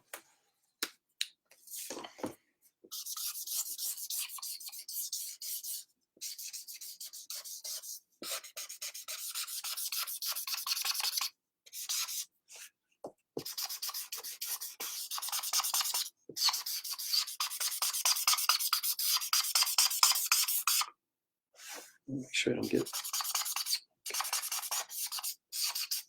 There's the squeaking again. Do that for you, Art.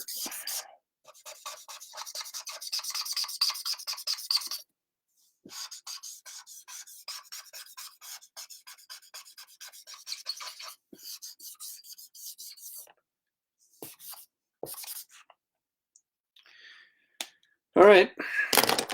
Now, I'm going to go back with my 0.8, like we did on Booster, and kind of outline some of this to get it bolder.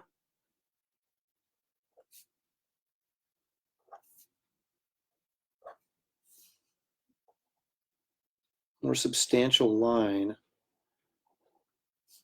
all the way around here. Moon Knight fails because most of the time you can replace Moon Knight with any other mass crime fighter. Also, the multiple personalities IDs are a bit confusing. See, I didn't even know he had multiple personalities. Corona, wash your hands. That Art T. Bear, he is one funny guy.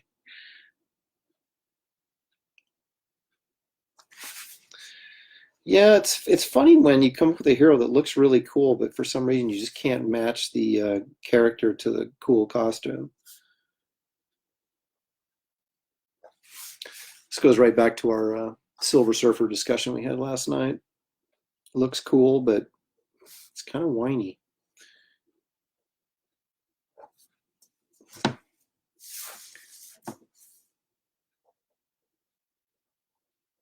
So again, I'm going to hit this with a strong outline, just on the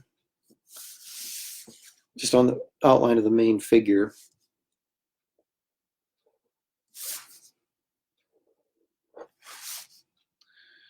It's like I had mentioned before, it's kind of funny that we call these sketches, and yet here I am trying to make it look as refined as possible.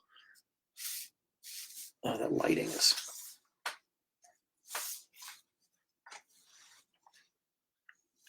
Okay. Just like I said, you pay good money for a piece of artwork, you want it to feel like you got your money's worth, and so I try to do that.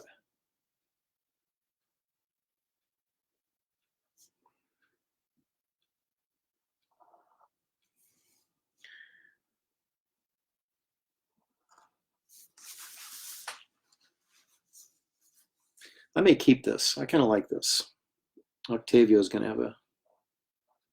Wouldn't that be terrible? I just refunded his money. You know, go, I really liked that Moon Knight, how it turned out, so you can't have it. But here's your money back.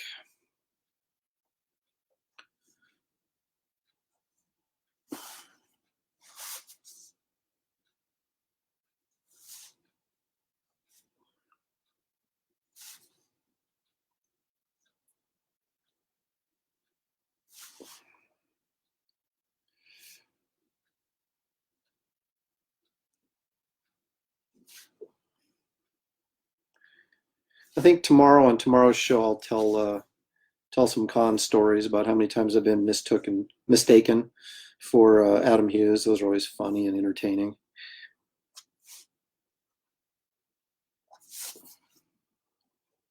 I've never been mistaken for Art Taber though, so I've got that going for me.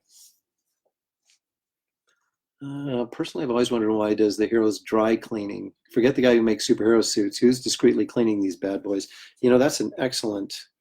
Well, Moon Knight has a butler, doesn't he? He's like has his own Alfred. That was kind of the knock on Moon Knight originally. He was just kind of a rip-off of Batman.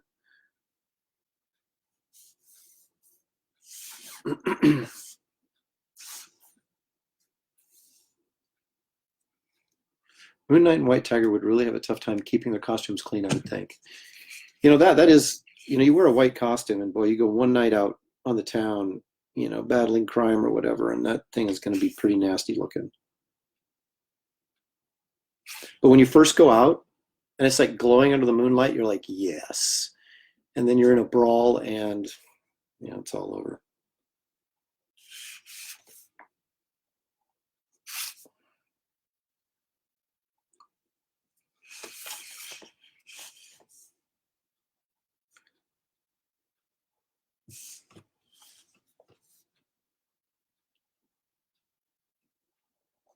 But you guys can see why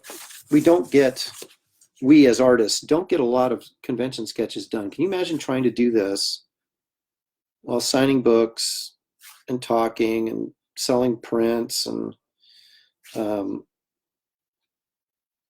and I won't work in my hotel room at night anymore, although I just did in Chicago, so I guess saying I won't do it anymore is a lie. But I'd rather not do it anymore because the lighting's so bad in there, it's hard to see. And by the end of the day, after spending, 12 hours on the convention floor, the last thing you want to do is go back to your hotel room and do drawings. So I don't do nearly as many of these as I used to. In fact, I'm doing more this weekend than I think I've done at a show in ages. But I'm also doing them at home, so it makes it a little bit easier. All right. That turned out pretty well. Okay, so now I'm going to do the same thing I did with Booster. I'm going to go with the W3. It doesn't need to be as dark because everything around it is white. I'm going to take a warm 3 and outline them. And again, I have no really good rational explanation other than I like the way it looks. And really, do I need any more explanation than that? You can hear that sucker squeaking, so you know he's saying, I'm almost out of ink.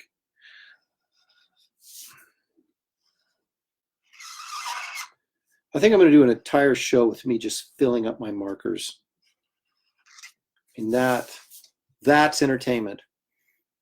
Oh, Darren Pepe loves, I love Moon Knight. Well, thank you. He flew in the moon copter. That's right. His Alfred Butler guy flew the moon copter. So he must have been like a millionaire like Bruce Wayne, right? To have all those gizmos and stuff. He didn't like steal them from the FF, did he?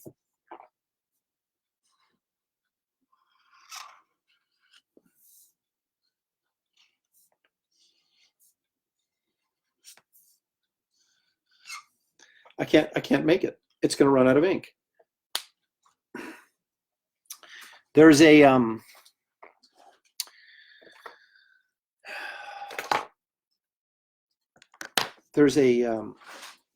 Bernie Wrightson story. I can't remember who wrote it. I think it might have been Bruce Jones. In Creepy Magazine, it was the All Mars issue. Those of you who are older remember that stuff. And it was a poem. It's about this guy that crash lands on Mars, and he has just enough oxygen for a few hours, right? So he comes across this tribe of people, Martians. They're humanoid, right? Of course. And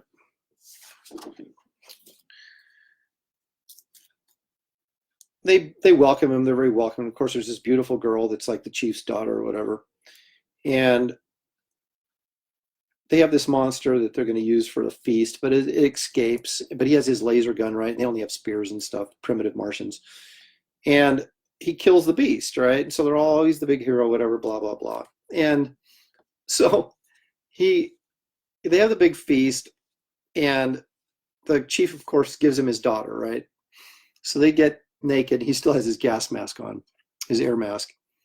And the last lines of the poem are with him, like, grabbing, choking, and his twisted faces that, talking about, this moment of love and all this kind of stuff. And then the last line is, I can't remember how what the line was before it, but the last line is, damnation, I ran out of air. And so he basically dies before they can, And so every time one of these pens goes empty, I just keep thinking, damnation, I ran out of ink. So that was a long story for not a very good joke, but it's a classic Wrightson story, and should check it out. Although I just ruined the ending for you. Oh, look at that. It's just flowing so smoothly.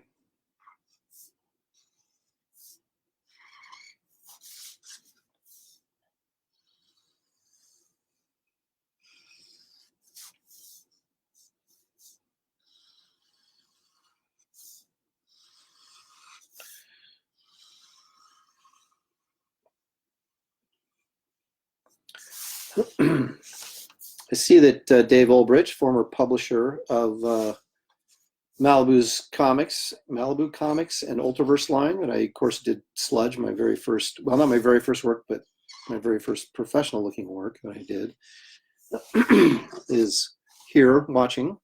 Welcome, Dave. Thank you for stopping by. Every time I see your name, I think of Mongolian barbecue now. And we won't be able to go this year because WinterCon's been canceled, and there's a great Mongolian barbecue place down there in Anaheim. I'm very disappointed about that.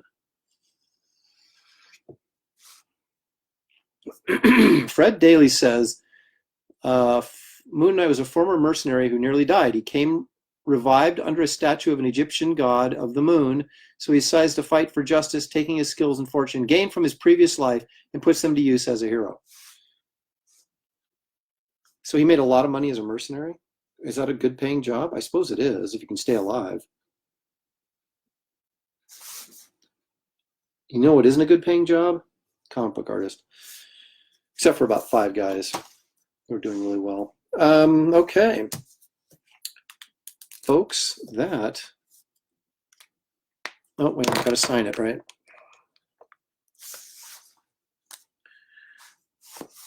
No, I'm going to put a few lines in. No, I'm not. Yeah. I can't help myself.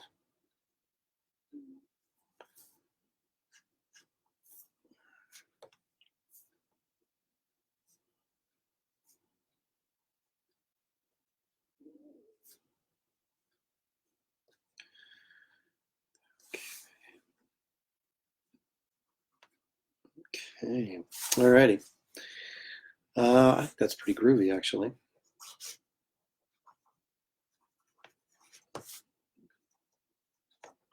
Okay, so I signed that. Now let's see if we can get a good look at this as a finished product. Let me zoom out if I can.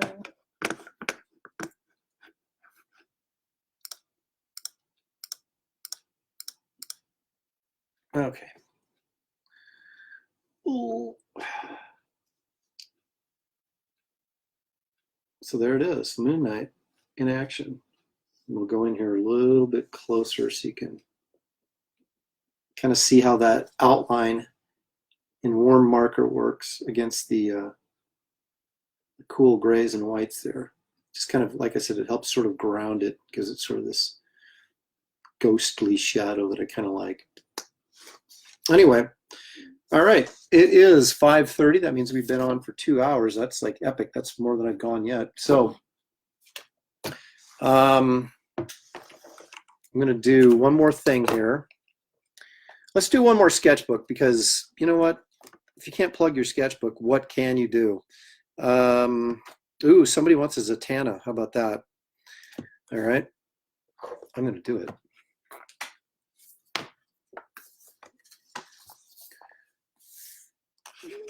This is, oh, that's already, I want to draw that over the top of that. Okay. Why don't we use one that hasn't been soiled, pardon the expression. Thank you, Fred. Thanks, Scott. Appreciate it. All right. So, again, let me point out, plug these books. This beautiful hardcover with an actual spine with writing on it. $25, signed and numbered, limited edition. 750 copies is all. And you can get it with a sketch in it for an extra $20, so it's $45 total, free shipping this weekend. You can PayPal me at Aaron@AaronLopresti.com and just put in the message boxes for a sketchbook, and if you want a sketch in there, tell me what you want in the sketch, or if you just want a regular edition, or you can, you know, Facebook me after I'm off the air here, and or email me about it as well. All right, what did I say? Zatanna. No, I got to draw that stupid top hat. All right.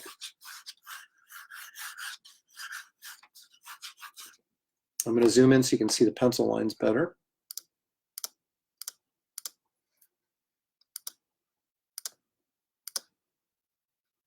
Okay, that's all the way in.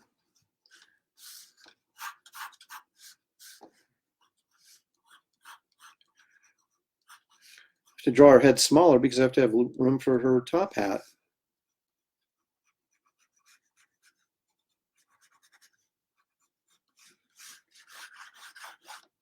And I know you're saying, how can you draw that face that fast? Well, when you've drawn a million faces, it's you kind of remember how to do it. Okay, so if I want the curve of the hat like that,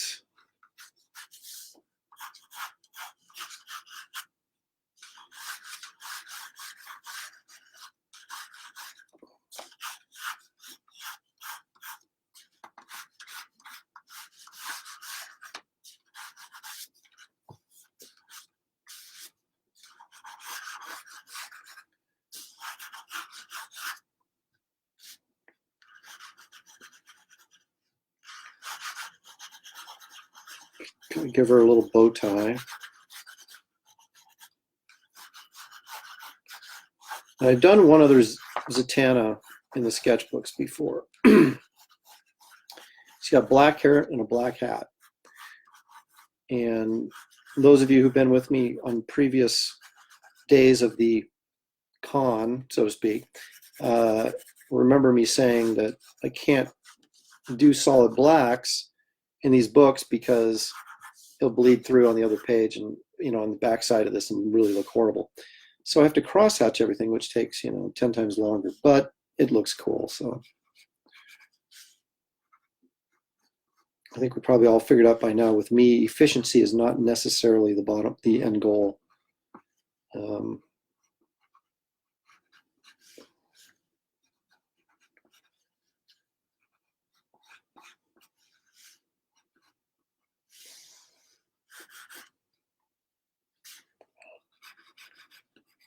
Needs to be.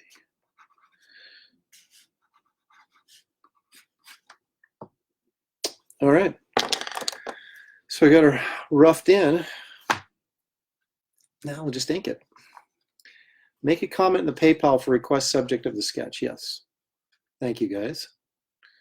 I've got Warren Montgomery and Fred Daly out there helping me out, selling my wares. Warren Montgomery, by the way, he letters he letters other stuff too, and does some coloring, I believe, as well. But he letters my Kit Carter strips when I can actually get them done, and does a fine job.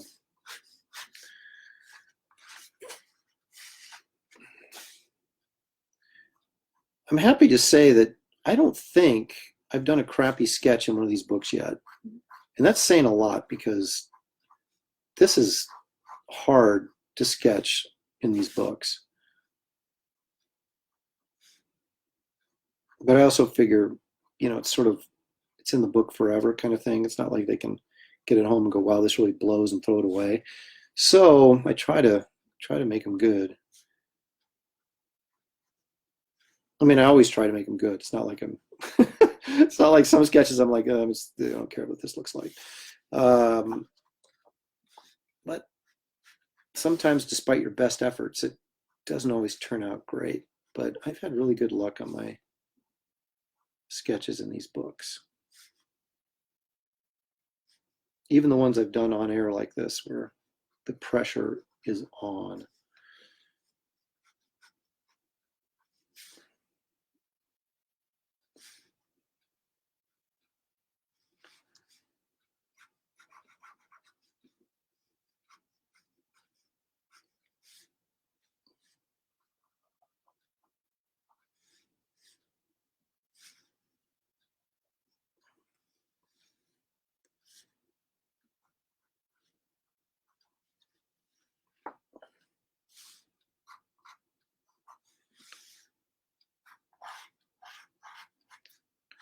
There's guys that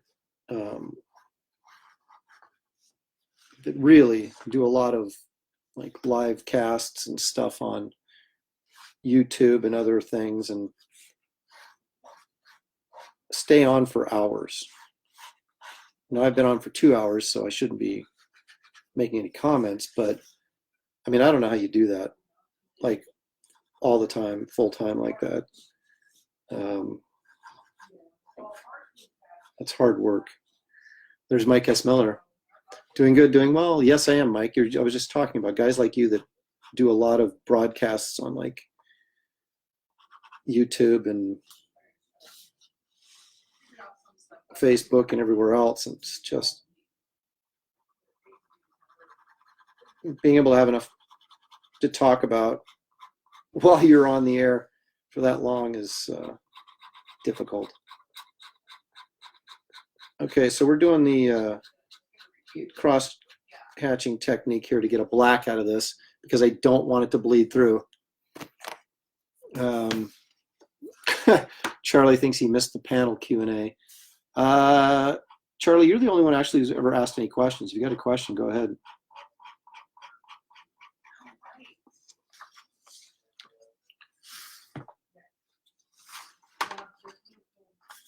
But as you can see, when you crosshatch repeatedly over the top of these lines, they get darker and darker, and it sort of creates a black. And it creates it in a way that it doesn't bleed through. Oops, sorry. Doesn't bleed through the back of the page. Because the last thing I want is someone to open up their book and have like these ink splotches bleeding through on the back of the page. It'd just be terrible.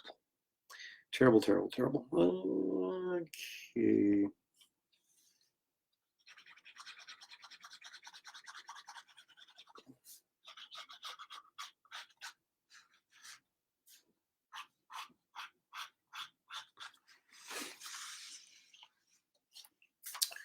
All right. So now we're going to go up here and do the same thing.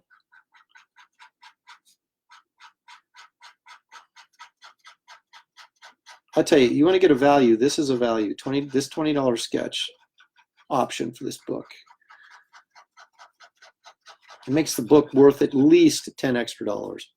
So I find that to be a great value for you. Doggone this thing. I got to get my leg turned. There we go. So you can see she's turned out pretty good.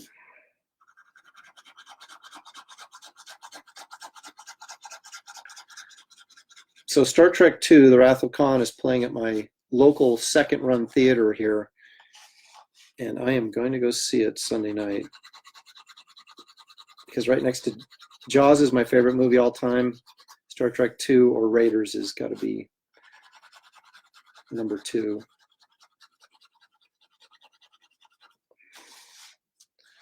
So I'm not going to do this. I'm going to do this kind of more vignette-y. I'm not going to do the whole thing. What's that keeps dropping? Oh, that's my head. Sorry about that.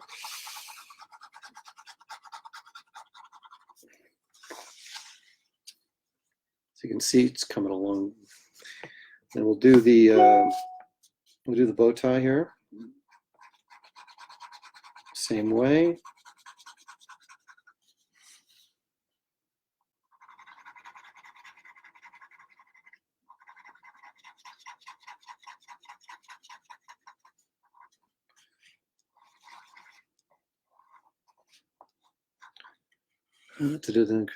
Come on, exactly. Kristen knows. Greatest Star Trek movie ever. Yes, it is, Fred. I can also get a box of Raisinets, which is the real reason why I'm going. I'm amazed at how many people can't stand raisins, and I just absolutely love them.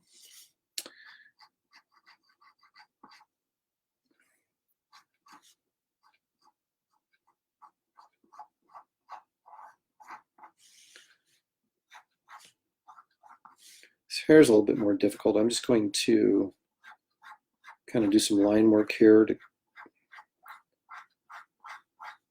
like this to kind of fill it in so it feels black.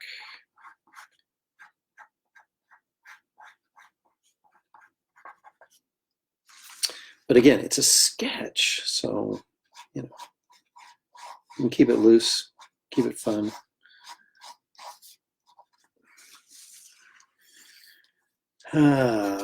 Jose Borba just joined. Thank you for coming in.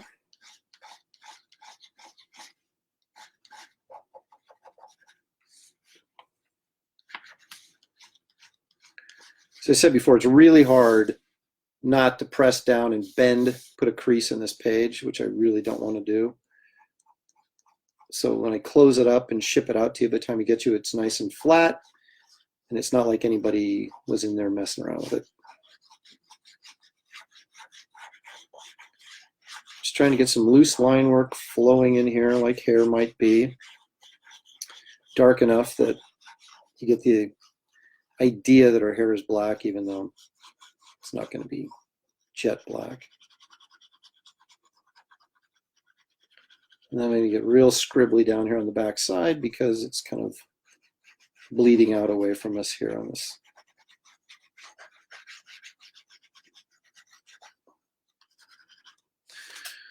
All right, how about that? There we go. So that's your $20 headshot inside the book. Okay, let's see here. I want to do a little bit with her lips. I'm never quite done. I remember reading a quote that Wrightson had one time, and I don't know if it originated with him. It probably didn't, because actually some people sent me a link to somebody else who said something quite similar to it. But basically, I remember as a kid reading this quote, and Wrightson said that no piece of artwork is ever finished, it's only abandoned. I don't know if I 100% believe that, but I think it's abandoned in the sense that each of us is only capable of doing our best, and whatever that is, and like somebody's best is going to be better than somebody else's best. So it's like you abandon it in the sense that maybe it could always be better, but in the sense that it's the best you can do, so you have to abandon it, you have to stop. So that's me getting artistically philosophical. All right, that girl is done.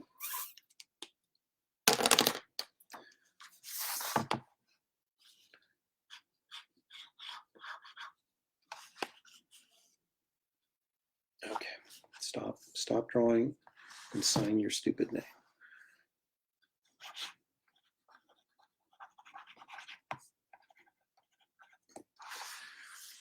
Okay, I have to check my Batman book to see what number this is,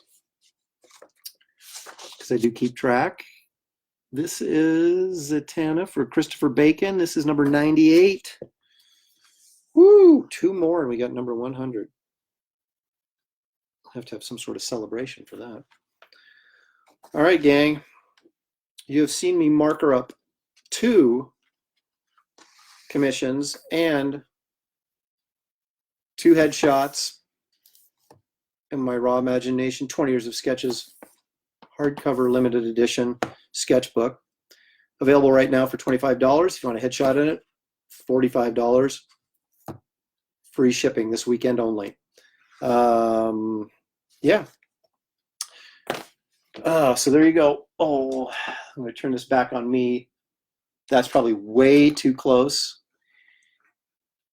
Did you ever go to like one of those IMAX things and they show a movie and they have like a close-up of somebody's face on this huge screen? You can see every like pockmark and divot in their face, and you're like, I didn't need to see that.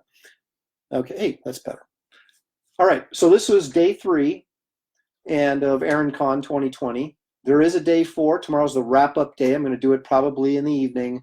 Maybe actually even this time, instead of before dinner, I'm going to do it after dinner, like maybe around 6 o'clock. Because I assume most people are going to be planning to go to work, so maybe everybody will be home and they can, check it out easier. But we'll kind of wrap everything up, take a look at all the artwork, what I've got done, and maybe finish up another piece or 2. I'll tell you a few con stories that should be in a book someplace, and we'll go from there. So thanks again for joining me on day 3 of AaronCon. I appreciate it. I appreciate everybody taking the time to drop in and watch. And I just really want to thank all you guys for your support.